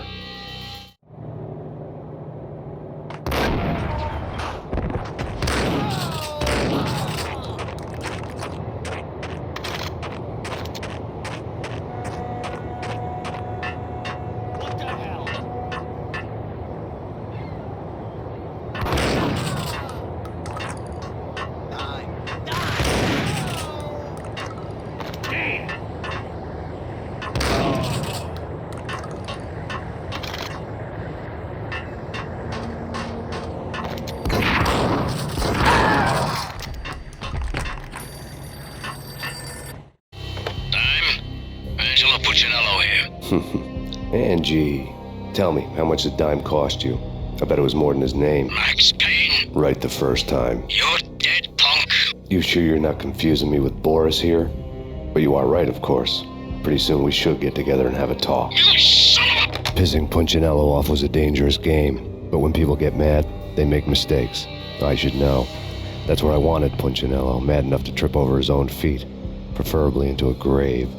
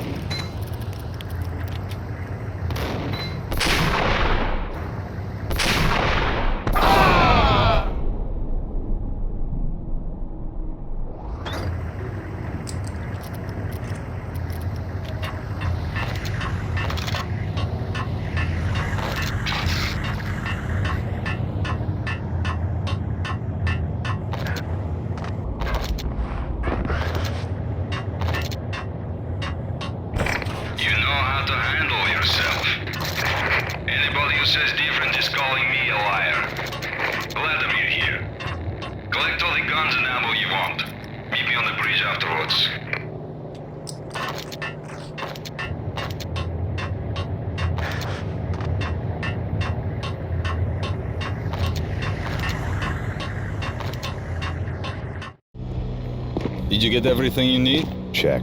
I owe you. Anything you need. This is my solo. When I'm through, Punchinello won't be anybody's problem anymore. Clear as vodka. But anytime you get between a rock and a hard place, just whistle. This could be the beginning of a beautiful friendship. You really get a bang out of this big-time gangster act, don't you?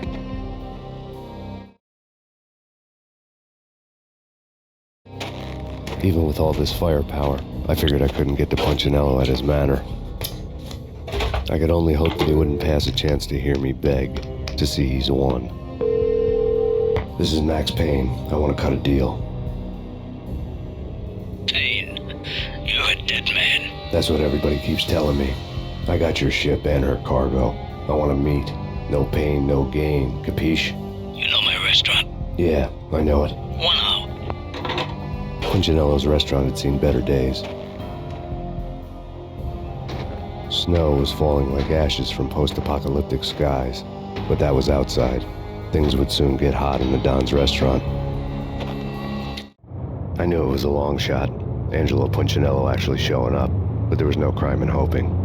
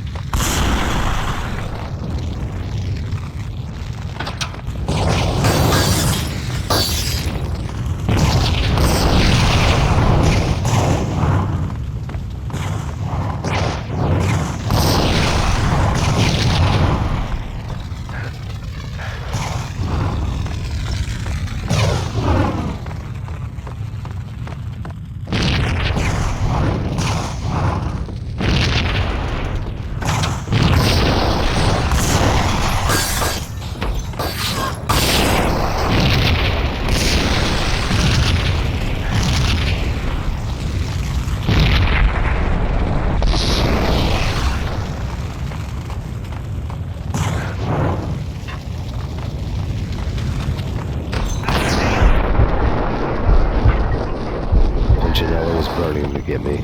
The feeling was mutual. He was trying to put out my flames with gasoline.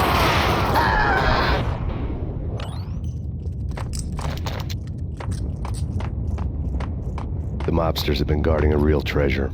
The way out of this disco inferno.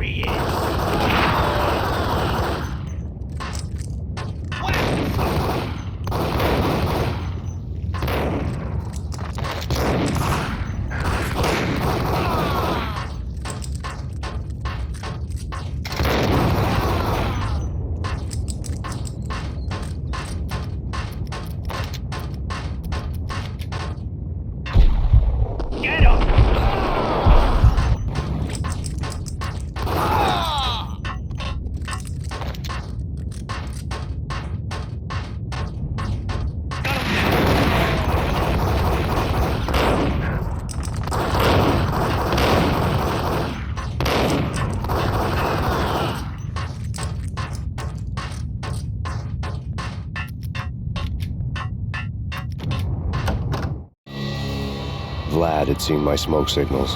The Mercedes was revving to go, almost drowning out the banshee wail of the sirens. You coming? We'll drop you off at the Punchinello Manor. Sounds good to me. When this is over, look me up. I could use a professional like you. I'll keep that in mind.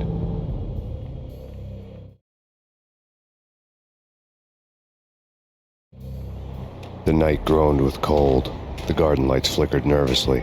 In their light, the falling snow was dead white before the darkness ate it up. I had heard the stories. The trio were mad dogs. They'd have hung the heads of their enemies over the manor gates if the capo had only let them. Punchinello wanted Payne. He'd see the pain. The trick in my situation was that there was no trick, no matter what the movies tell you. No rules, no secret mantra, no roadmap. It wasn't about how smart or how good you were. It was chaos and luck. And anyone who thought different was a fool. All you could do was to hang on madly, as long and as hard as you could. Someone had graciously left the back door open for me and killed the guards. My money was on Mona. I knew the trio would be standing between me and Punchinello. I had read their rap sheets, thick as phone books. No one would be walking out of here alive. The numbing cold of the broken night had followed me in. Upstairs, the trio tangoed down the manor halls to the silent rhythm of their murderous hearts, the blood of their victims rust on their lips. Vince Mugnano, Pilot Providence, a.k.a. Big Brother, and Joe Deadpan Salem. The pistol was a frozen lump in my hand, piercing the skin, gnawing me to the bone.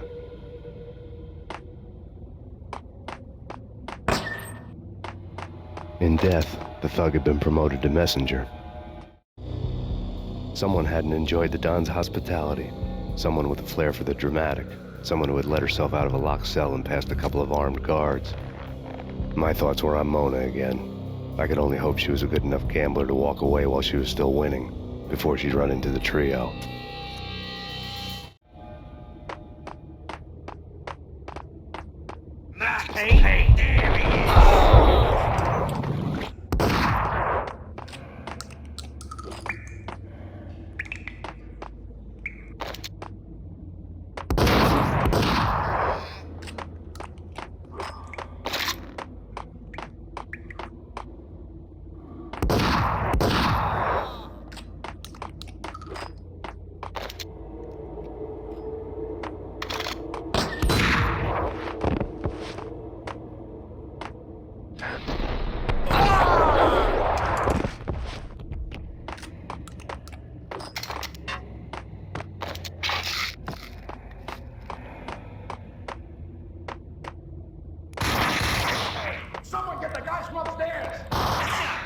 No one's going anyplace.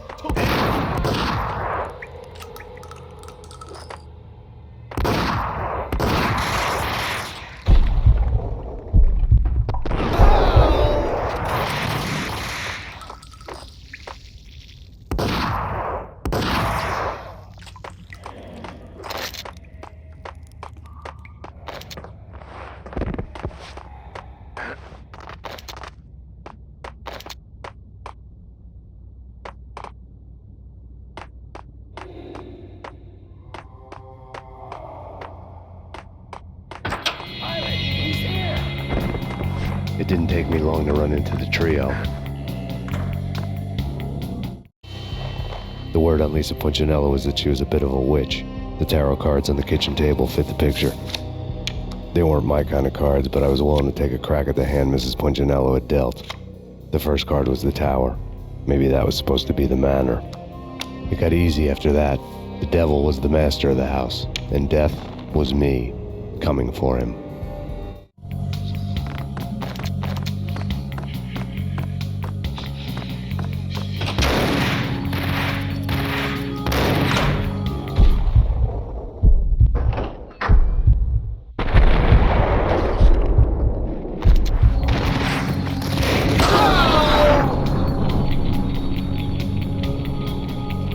One down, 2 to go.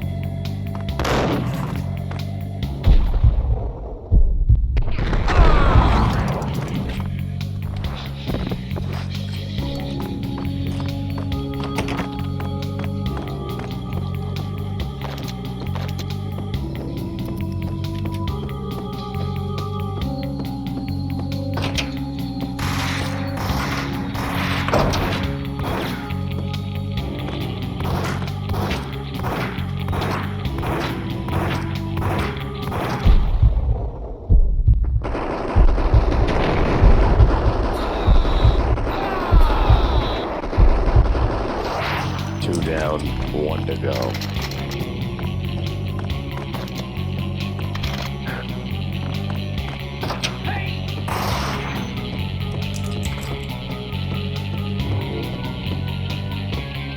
No stopping him!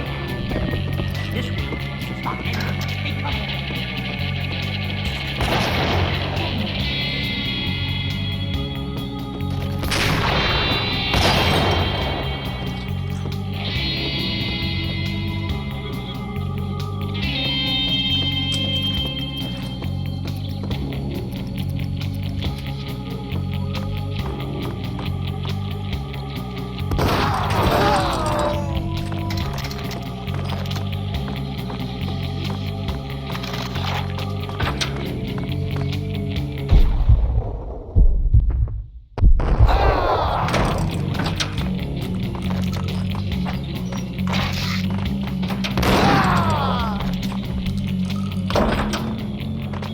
was too late for her.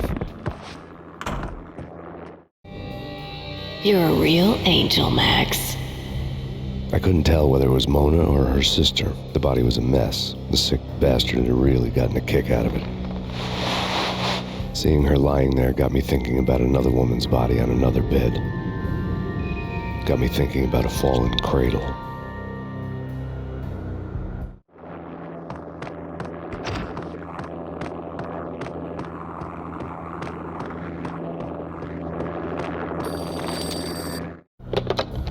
Max Payne. Talk to me. Alfred Woden. You've got company. An armed helicopter just landed on the manor grounds. You must hurry. The more the merrier. Vince Mugnano.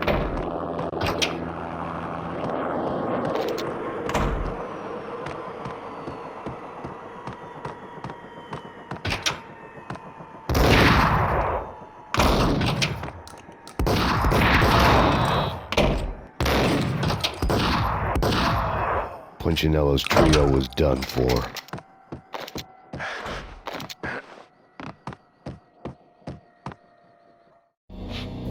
Outside my door. Hurry. He's coming for me. You gotta hurry. Please. I could hear Punchinello on the phone begging for help. He should have been saying his goodbyes. Punchinello was a pushover. The moment I stepped into the room, he folded like a deuce before a royal flush. No, wait. I was just doing what I was told. I couldn't refuse. She's someone high up. Government, maybe. I don't know. He was trying to buy more sand for his hourglass. I wasn't selling any.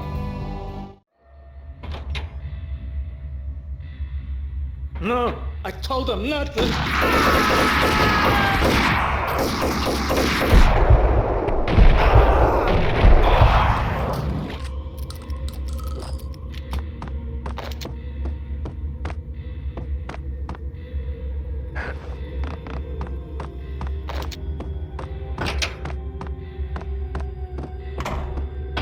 Drop it. Don't move. Game over, Max Payne. I could tell when I was outgunned. It was time to take another beating. The mystery witch was a real barracuda. Trouble on dagger heels, a smoking assault rifle in her hand, and an army of killer suits behind her. How sweet. I get to kill two birds with one stone. Sooner or later, it was going to catch up with you. Mr. Payne, it's time to show you the benefits of my brew. Be a good boy now. You'd find that Lady Luck was really a hooker. You were fresh out of cash.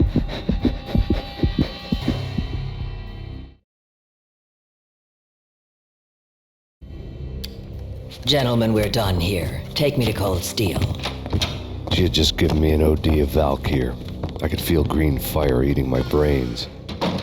They turned to steam. They did a fade on me. I'd never had a chance. The witch had got me just as sure as if she put a gun to my head and pulled the trigger. The shadows rushed me, bruised mugshot faces hungry for revenge. They knew my weak spots and closed in for the kill. The floor turned into a vortex of green blood. I fell. The flesh of fallen angels.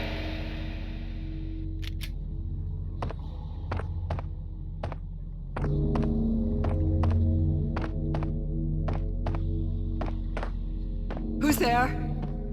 Max? Max, is that you? Max? Where are you, Max? Please. No, please, Max, no. I'm sorry. Please don't, Max, no. Please. Max?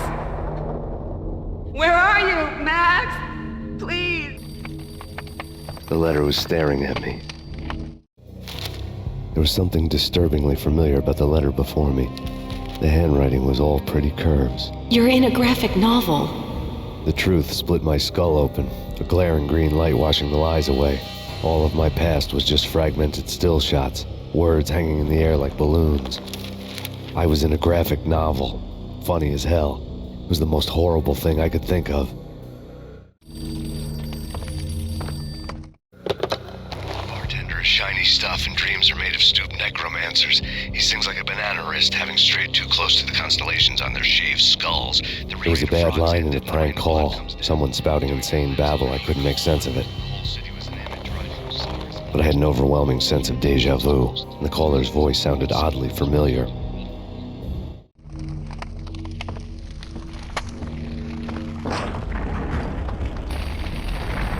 The weird piece of paper looked dangerous. There was something disturbingly familiar about the letter before me. The handwriting was all pretty curves. You're in a computer game, Max.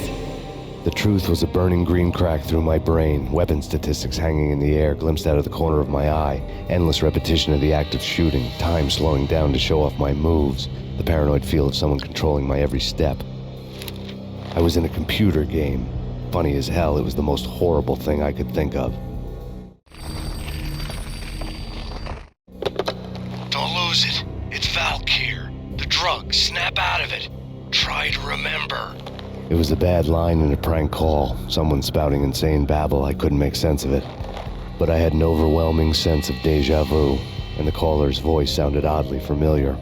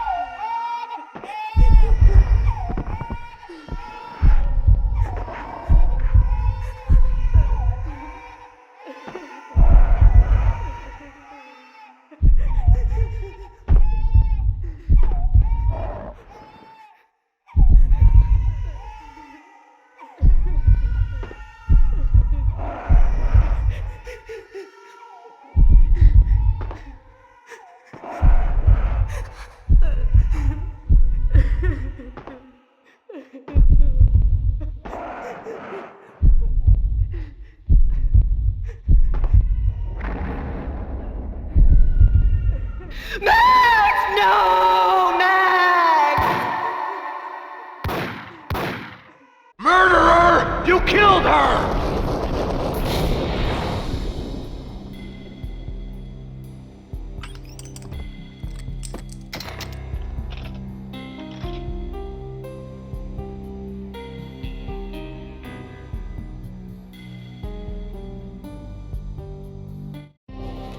Max, something happened at the office today. A strange memo.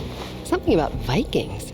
Honey, I gotta run. You can tell me all about it this evening. Have a nice day, darling. The bullet holes were rubies on her chest, blood glowing on her ivory skin. She was so beautiful. The killer was smiling. The flesh of fallen angels.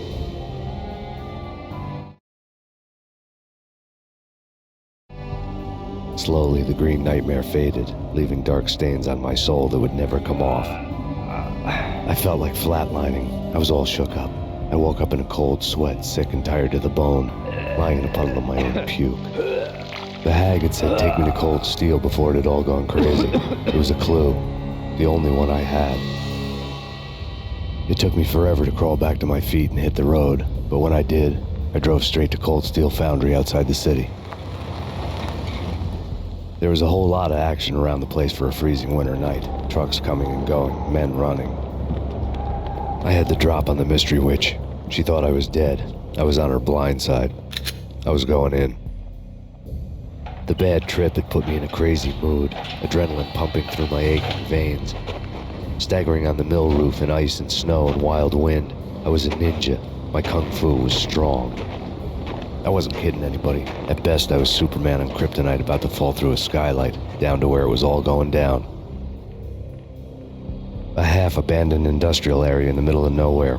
The factory was a perfect front for any number of illegal activities.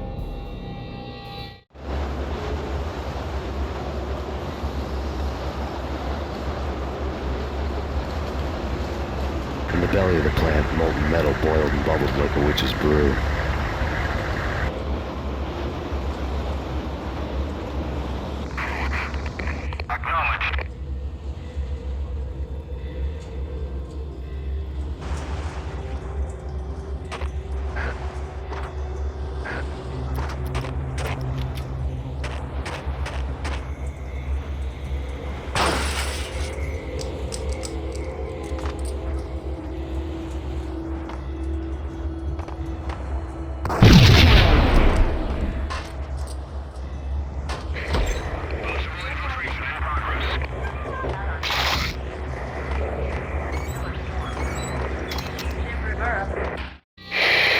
Life-threatening weather condition. A record-breaking killer storm. In the city's history.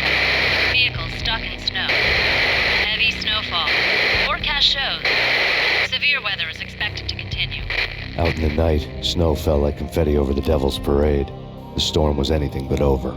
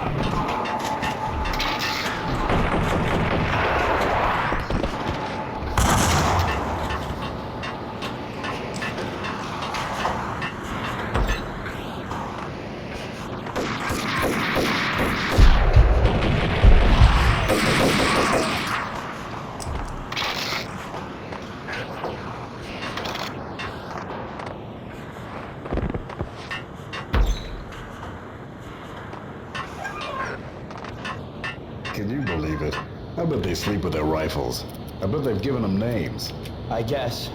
So, you don't have a name for your gun? Hello? Hell no. You do? Well, yeah, kind of. Hey, let's hear it. Well, I call it Dick Justice. I rest my case. Hold it!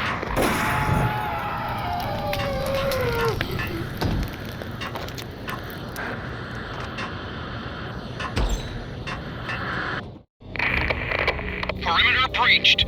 The facility has been compromised. Repeat, the Deep Six has been compromised. Initiate Operation Deadeye. The walkie-talkie military lingo could mean only one thing. They were getting ready to destroy the evidence and vanish into the night. I was so close. The hidden truths were just around the corner.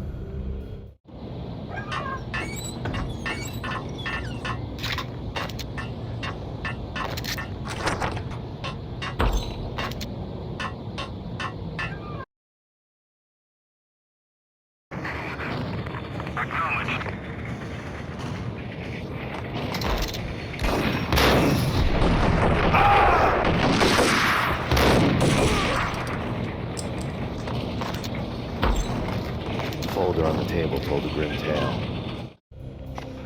The mercenaries were running a tight operation, paperwork and all. Merchandise missing again. A chemist had tried to smuggle it out for his own private party. Locked him up in cell B7 in D6's old test facility to wait for proper processing. I was close enough to hear the secrets, just beyond the next doorway.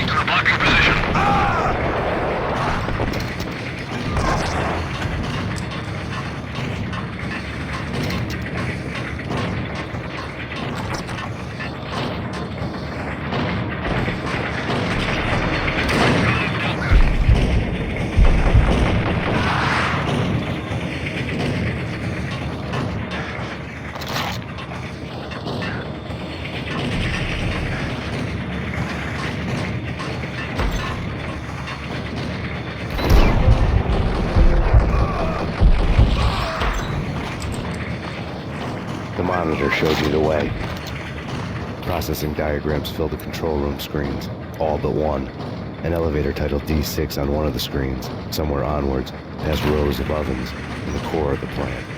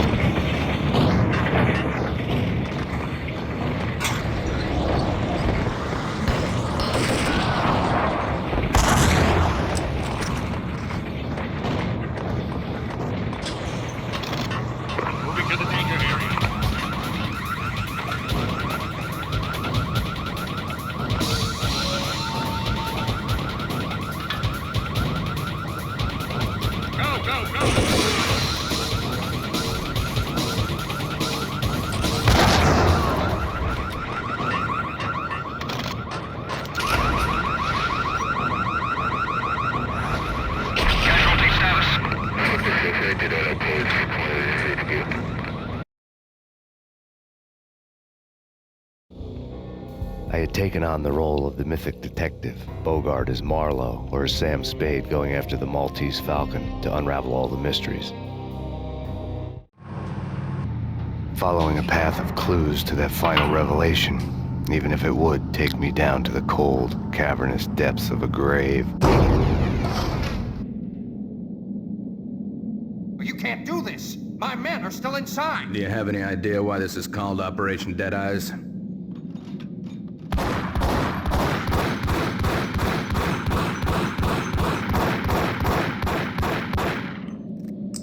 I think he's dead already. Let's do it.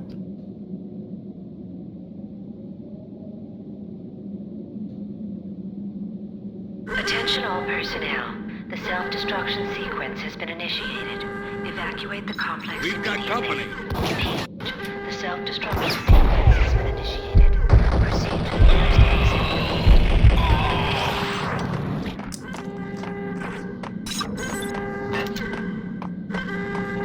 I had seen the logo on the floor before. There was an old army bunker under the steel mill. I knew the military plaque on the floor. I had seen 1,000 variations of the insignia on crumbling brick walls everywhere in the city. The sword replaced by a syringe. Project Valhalla, V for Valkyr, V for Valhalla. All of a sudden it read like a crackpot conspiracy theory.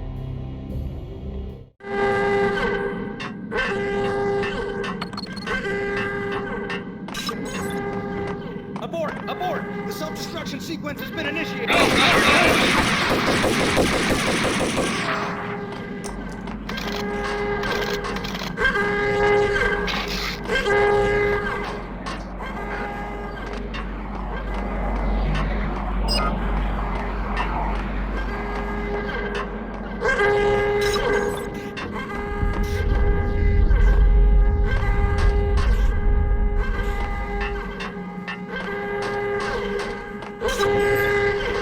Attention all personnel.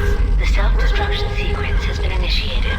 Proceed to the nearest exit immediately.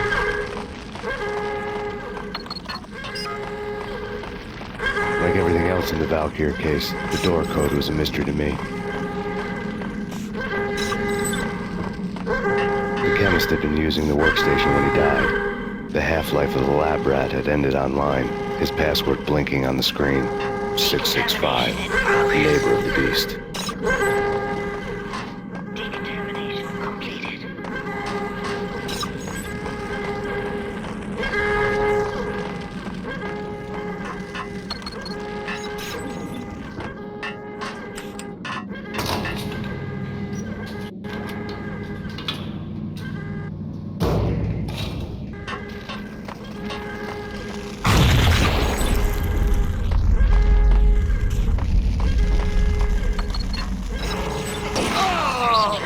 The self-destruction sequence has been initiated. Proceed to the nearest exit immediately. Hey! In here! Hey! Get me out of here! I'm innocent! There!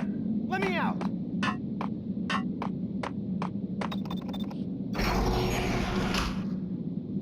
Thanks. I thought I was gonna die in there for sure. I need you to get me through the decontamination chamber airlock. You're crazy! No way! The place is blowing up, for Christ's sakes! Either that or back to the cell. Your choice. Okay, okay, I'll do it. I'll do it.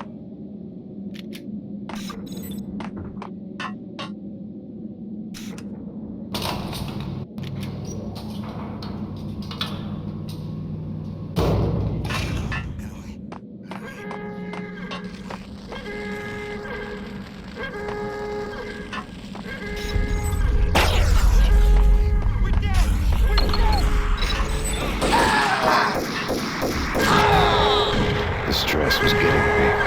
I'd made a mistake.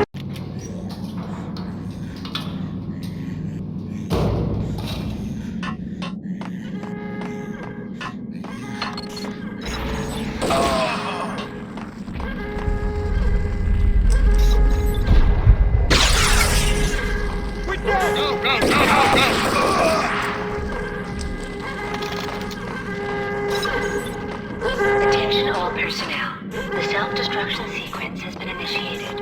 Proceed to the nearest exit immediately.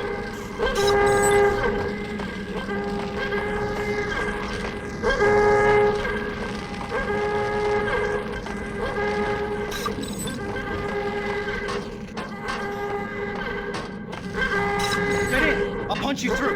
After this, you can go. You're a free man. Bad. Decontamination.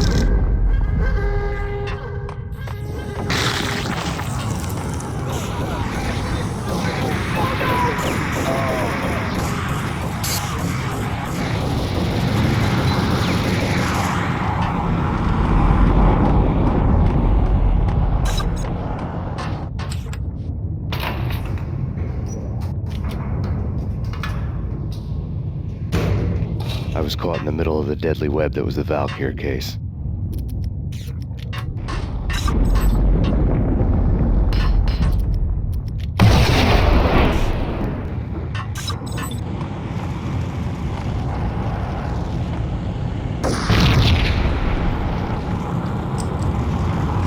One of the lab terminals had the project logo on the screen.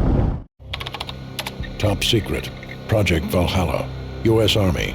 Yggdrasil Network. Valhalla, the otherworldly place in Norse mythology where the bravest heroes spent their afterlife feasting and fighting forever, their wounds miraculously healed night after night.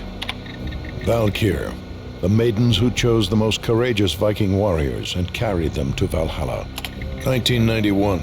The research objective is to create a chemical substance to enhance the stamina and morale of infantry troops. 1995.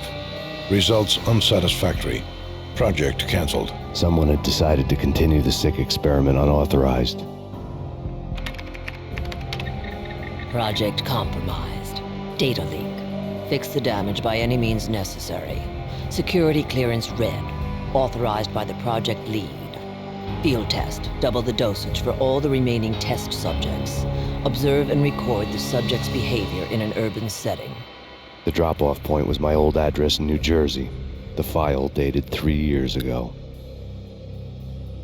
Just when you thought you had reached the deepest depths of horror, it suddenly got worse.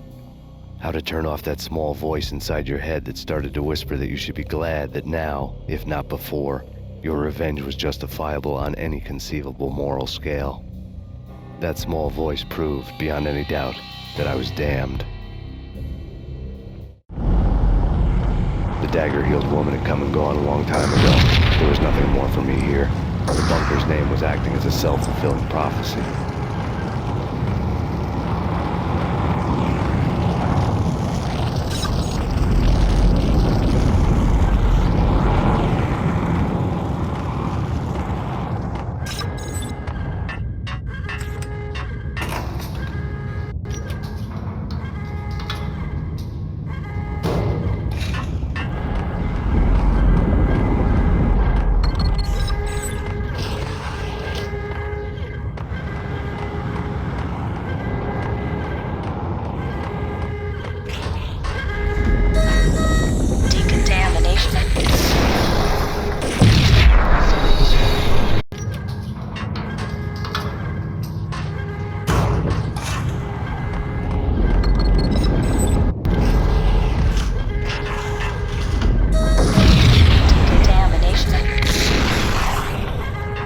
Self-destruction imminent. 30, 29, 28, 27, 26, 25, 24, 23, 22, 21, 20, 19, 18, 17, 16, 15, 14,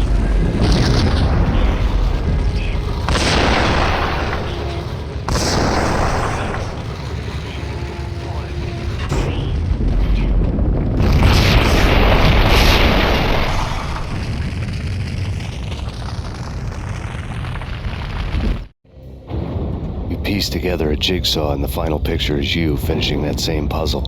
A mad, green-eyed killer standing behind you. An urban legend come true. The Project Valhalla test subjects had been the mad junkies who had murdered my loved ones. The rest was simple body count math. It all pointed to her. Ms. Valkyr. The factory went up in a fiery inferno behind me. All my leads were dead, turned to smoke and dust. I'd lost my way. I hadn't slept in a million years.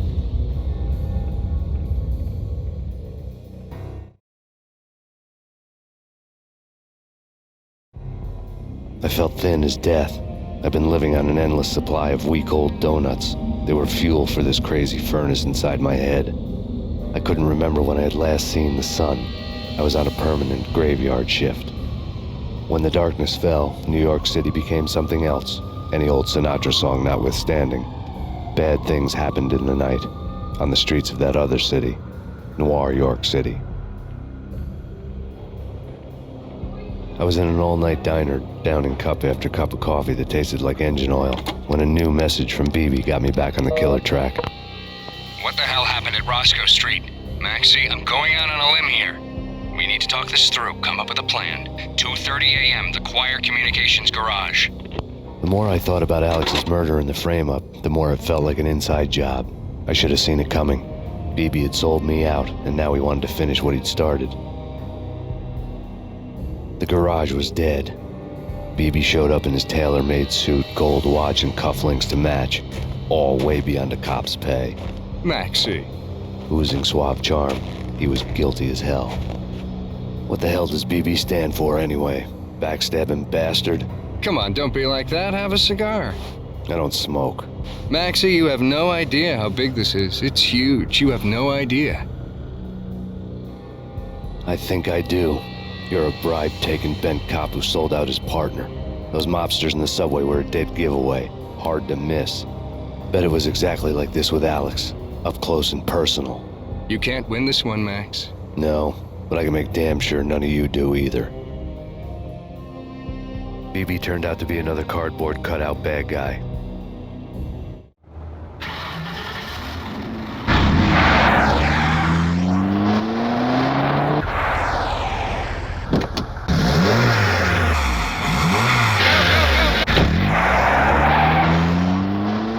A bad cop on the take.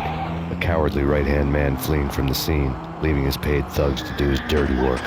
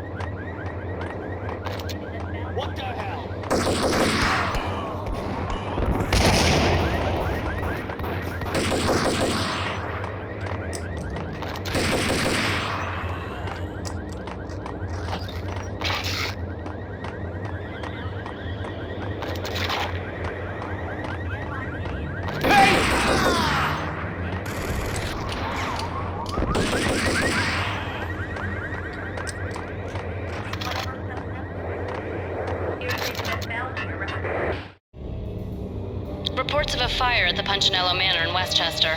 The manor is the home of Angelo Punchinello, the alleged head of the Punchinello crime family. The police are now saying, contrary to their earlier statements, that Max Payne is still alive and at large. He continues his vendetta against the Mafia, of which this last act of arson is attributed to. I had no recollection of setting any fires, but I did remember the flames.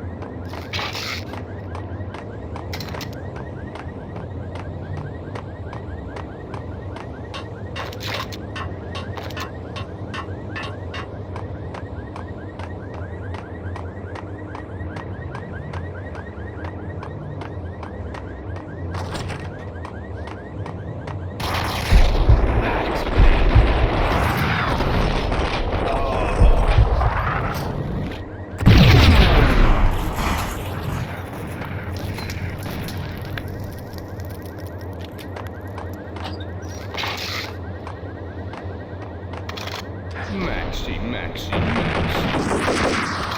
Come out wherever you are.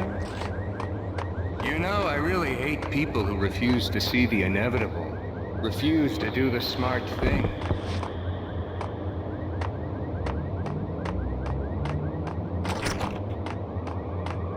No, I must do the right thing.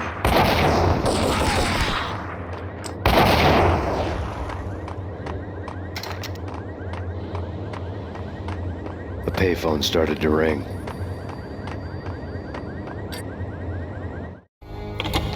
Yeah. Max Payne? Whatever does it for you. This is Alfred Woden. I can give you the name of your enemy. Come to the Asgard building presently. We are expecting you.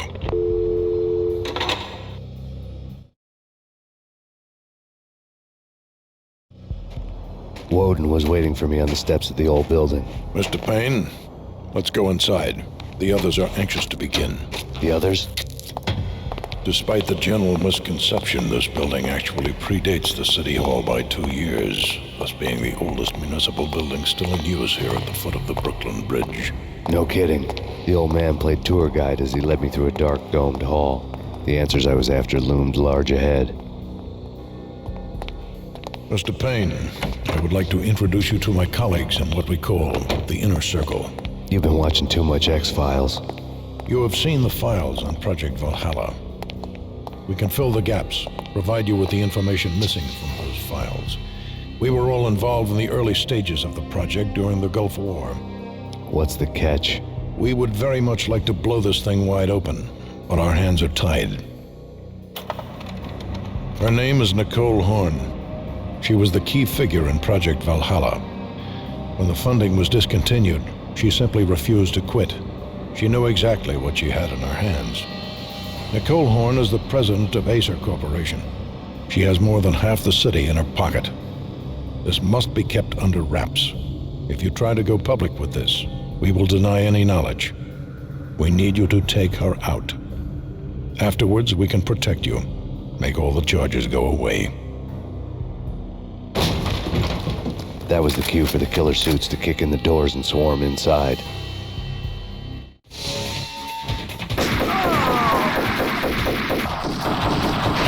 was an impressive floor show, but I decided to leave early anyway. It was only a one-story fall. Lucky me.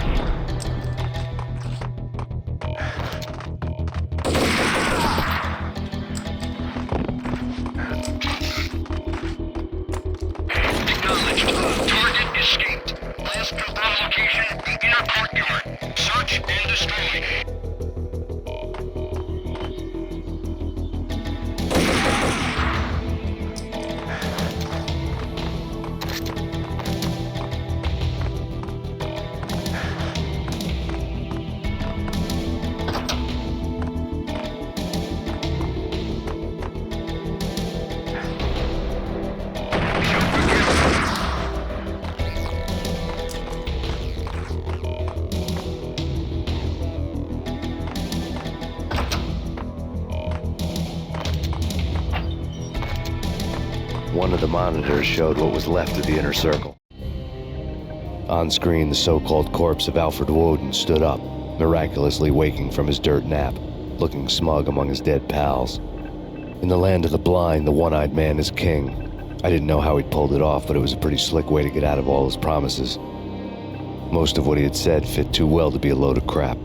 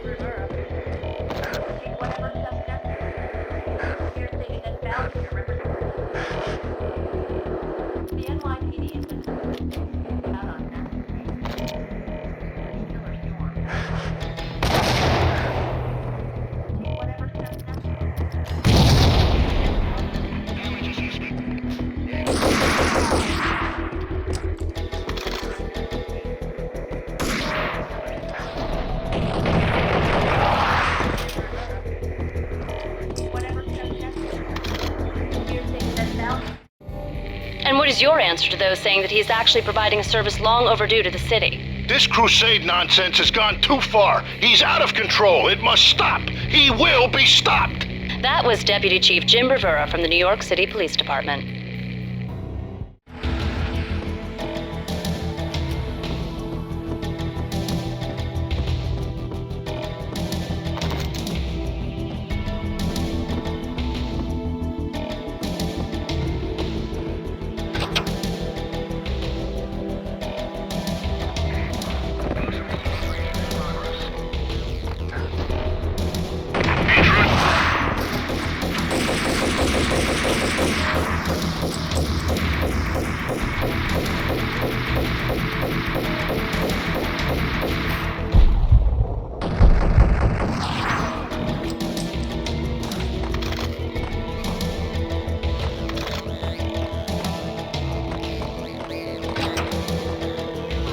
A videotape lay on the desk.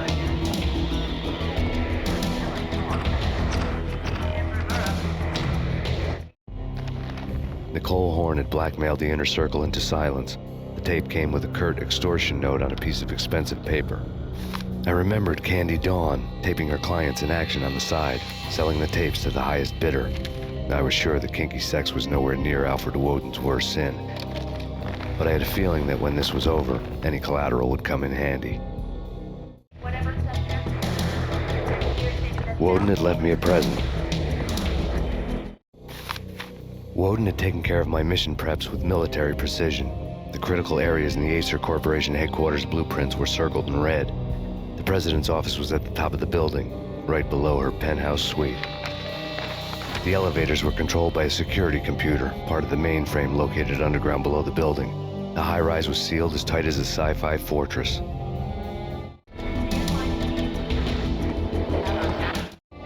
Nothing seems to stop Acer Corporation's phenomenal victory march.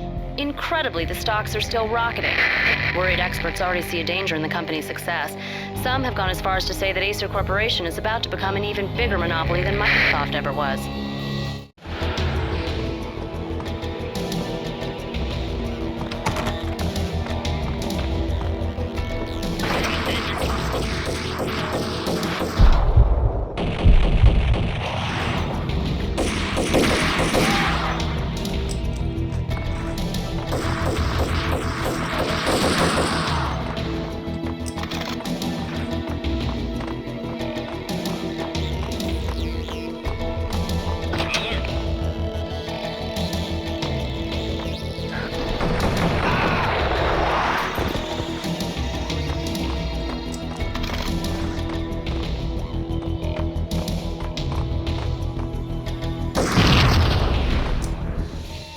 Go, go!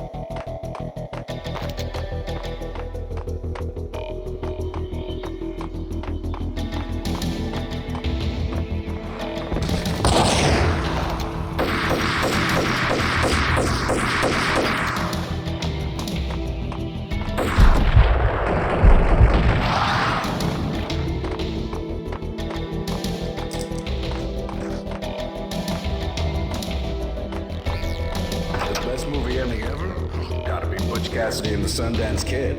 A hero's end, going out with guns blazing. Never heard of it. No? Okay, newer stuff then. The Usual Suspects, where Spacey walks out of the police station and suddenly loses his limb. Or hey, 7, where Brad Pitt gets to that hit-sized blood-soaked cardboard box. Now I know. Freaking zombie demons from outer space. Drowning in blood was cool. Oh, why do I even bother? Sometimes, honestly, I don't know.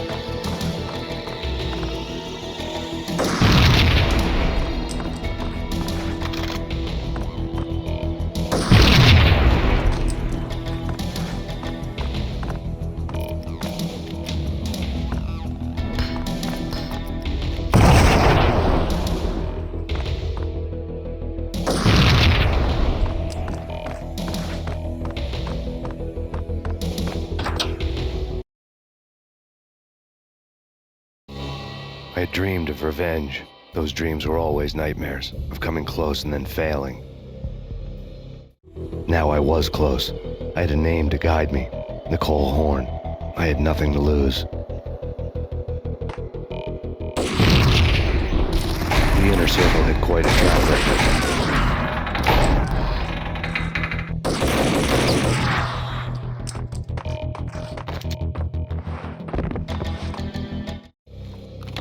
Project Valhalla had not been the only thing the Inner Circle had been involved in. There were rows of cabinets full of files. The Serpentine Secret Society went back a long way, always pulling strings from the shadows. I couldn't say I was sorry. Woden's move in some Byzantine power game had cut the Circle's membership roster to 1. The old man wanted me on cleanup duty. It was my mess, too.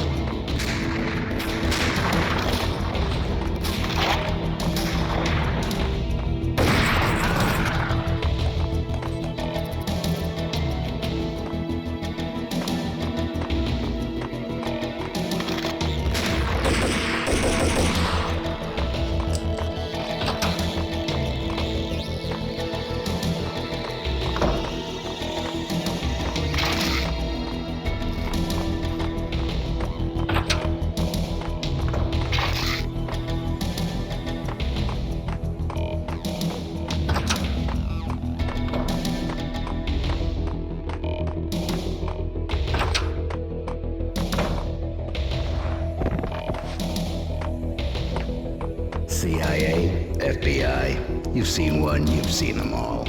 Sure, good for a practice run. But this, working for her, oh, this is the real thing. The money's astronomical. And best of all, you get to kill any suspect that gets in your way. License to kill. Like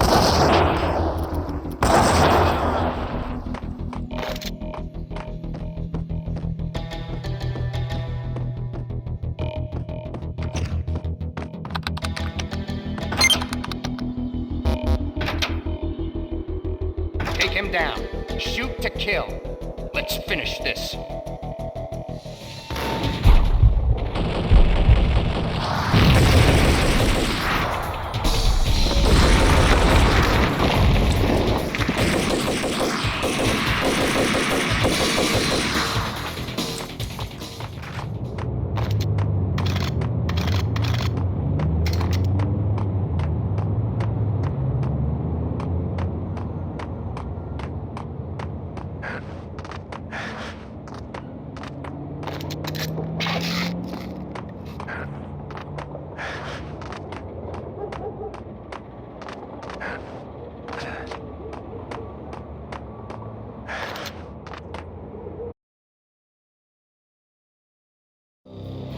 Mine wasn't the most original approach to the problem. It wasn't as if it hadn't all been done before. An eye for an eye, the first principle of revenge. Old as dirt, still going strong. The cardinal rule in going after someone with an intention to kill was not to make it personal, which it almost always ended up being anyway. It did with me. I took my time, cruising around the city in the snow. There was no hurry. I knew what I had to do now. I took my time, thinking about it, building up the rage. When I was ready, I parked the stolen wheels at the front entrance of the Acer Corporation headquarters. Got out, got in, got cracking. I had a bullet with Nicole Horn's name on it. I had 10,000 bullets with the hag's name on them. She had ultra-high-tech security systems, enough mercenaries and weaponry to start World War III. There was no fear. New York disappeared behind a veil of snow. I had crossed the threshold. This was her domain, sleek and sexy and soulless, all glass and steel. A place of color-coded security keycards, metal detectors, and surveillance systems.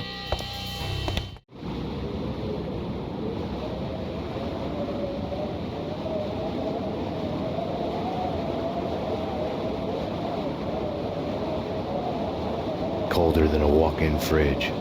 Cold as a gun.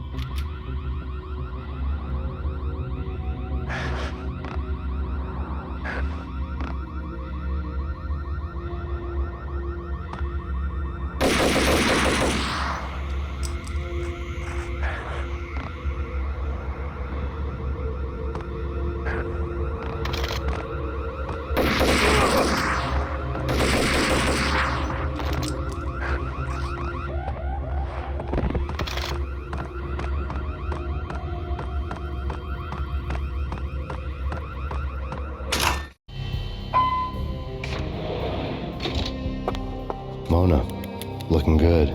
Max, we gotta stop meeting like this. It will be a cold day in hell before I let a narc cop stop me. Miss Sachs, do your job. Relax, Max. You're a nice guy. I don't kill nice guys. You're not bad yourself.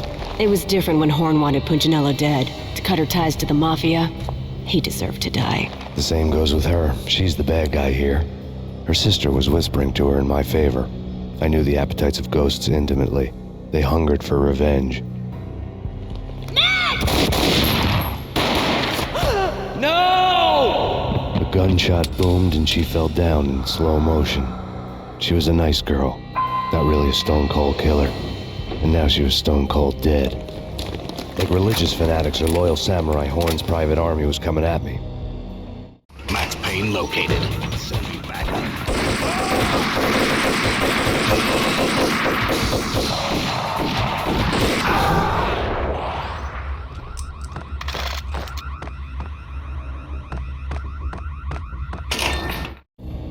When the elevator came back down, Mona was gone. There was a lot of blood, but no body. Something clicked for the final time.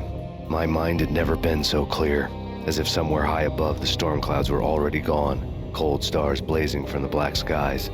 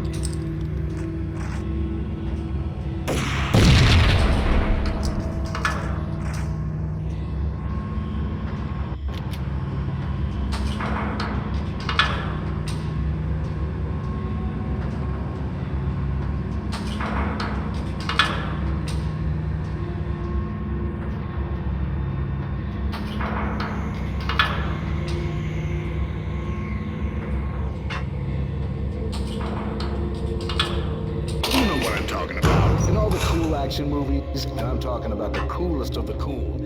It always seems like time slows down in the middle of the action. You know, you can see the bullets flying through the air, the hero dodging in slow motion.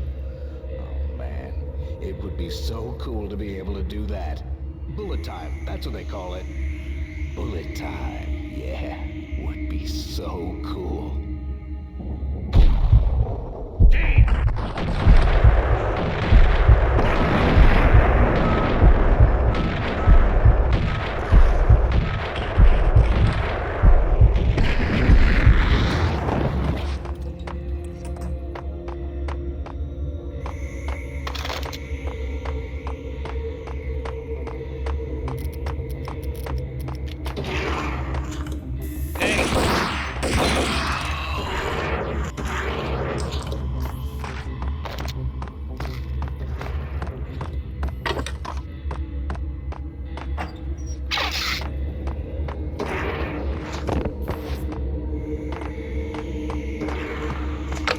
I had elevator access to the mainframe. From there, I'd be able to override the security locks and get to her office.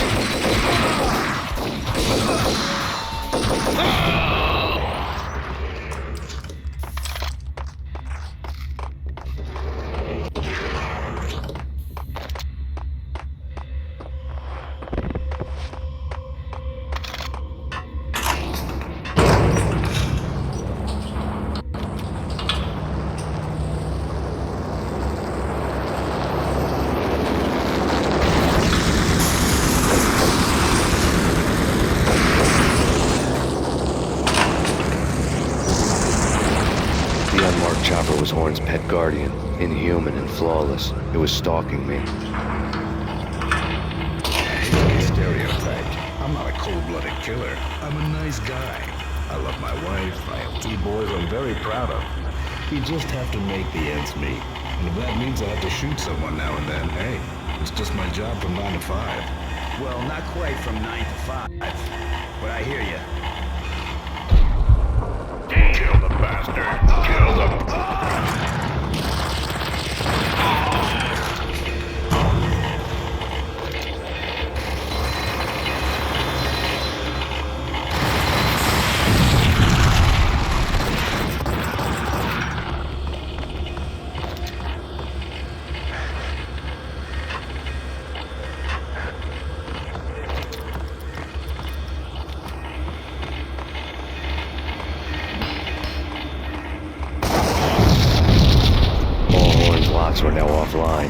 bets were off. The elevator would take me all the way up.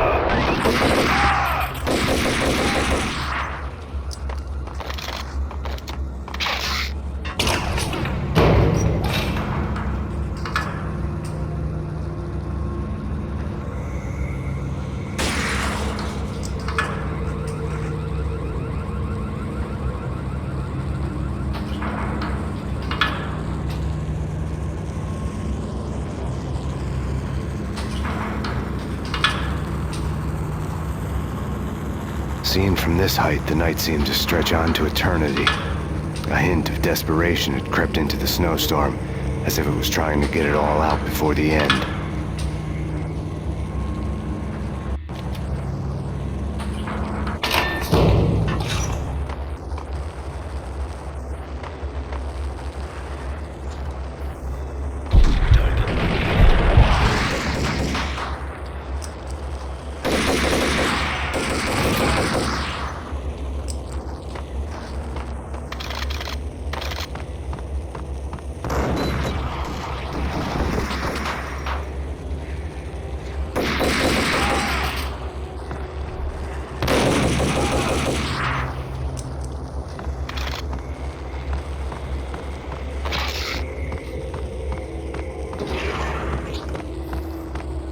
Horn's personal computer was on.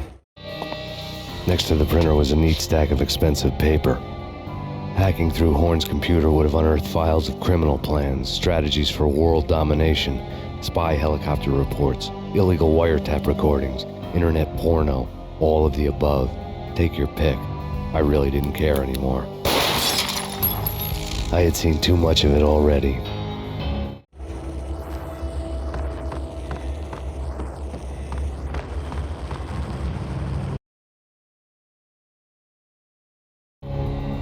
Valkyr had been meant to be a white-winged maiden that would lift you to a warrior's heaven, but it turned out to be a one-way demon ride to hell. The devil was in the drug. I knew. I had met him.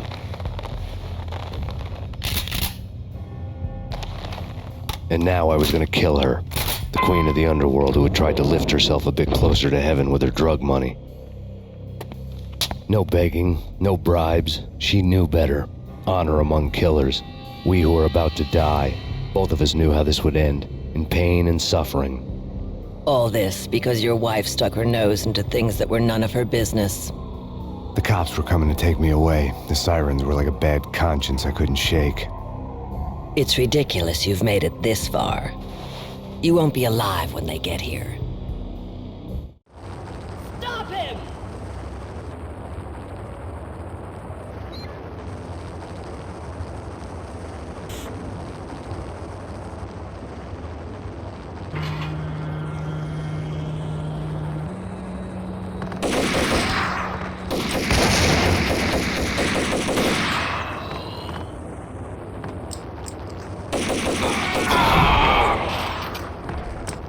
The elevator lobby. Get us back up now.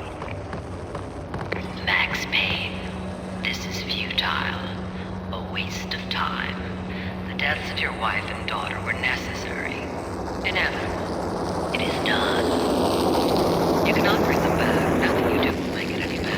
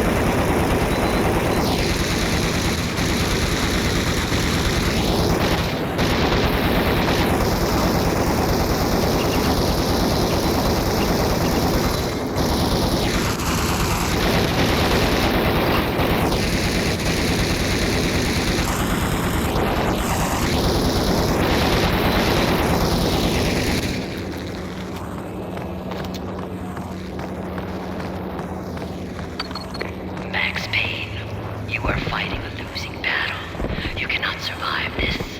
You will die. Stop fighting. Make it easy for yourself. Accept your fate. You will die.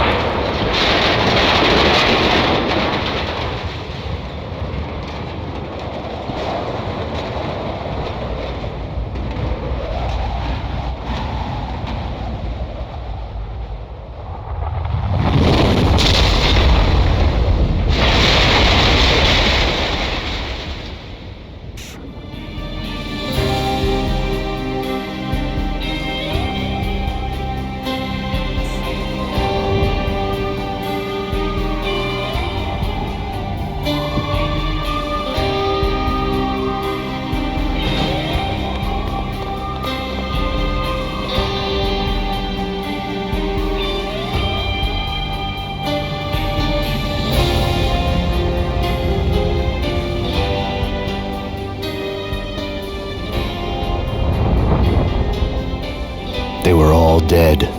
The final gunshot was an exclamation mark to everything that had led to this point. I released my finger from the trigger. And then it was all over. The storm seemed to lose its frenzy. The ragged clouds gave way to the stars above. Max Payne, this is Deputy Chief Jim Bravura from the NYPD. We've got the building surrounded. Throw down your weapons and lie down with your hands behind your head. A bit closer to heaven.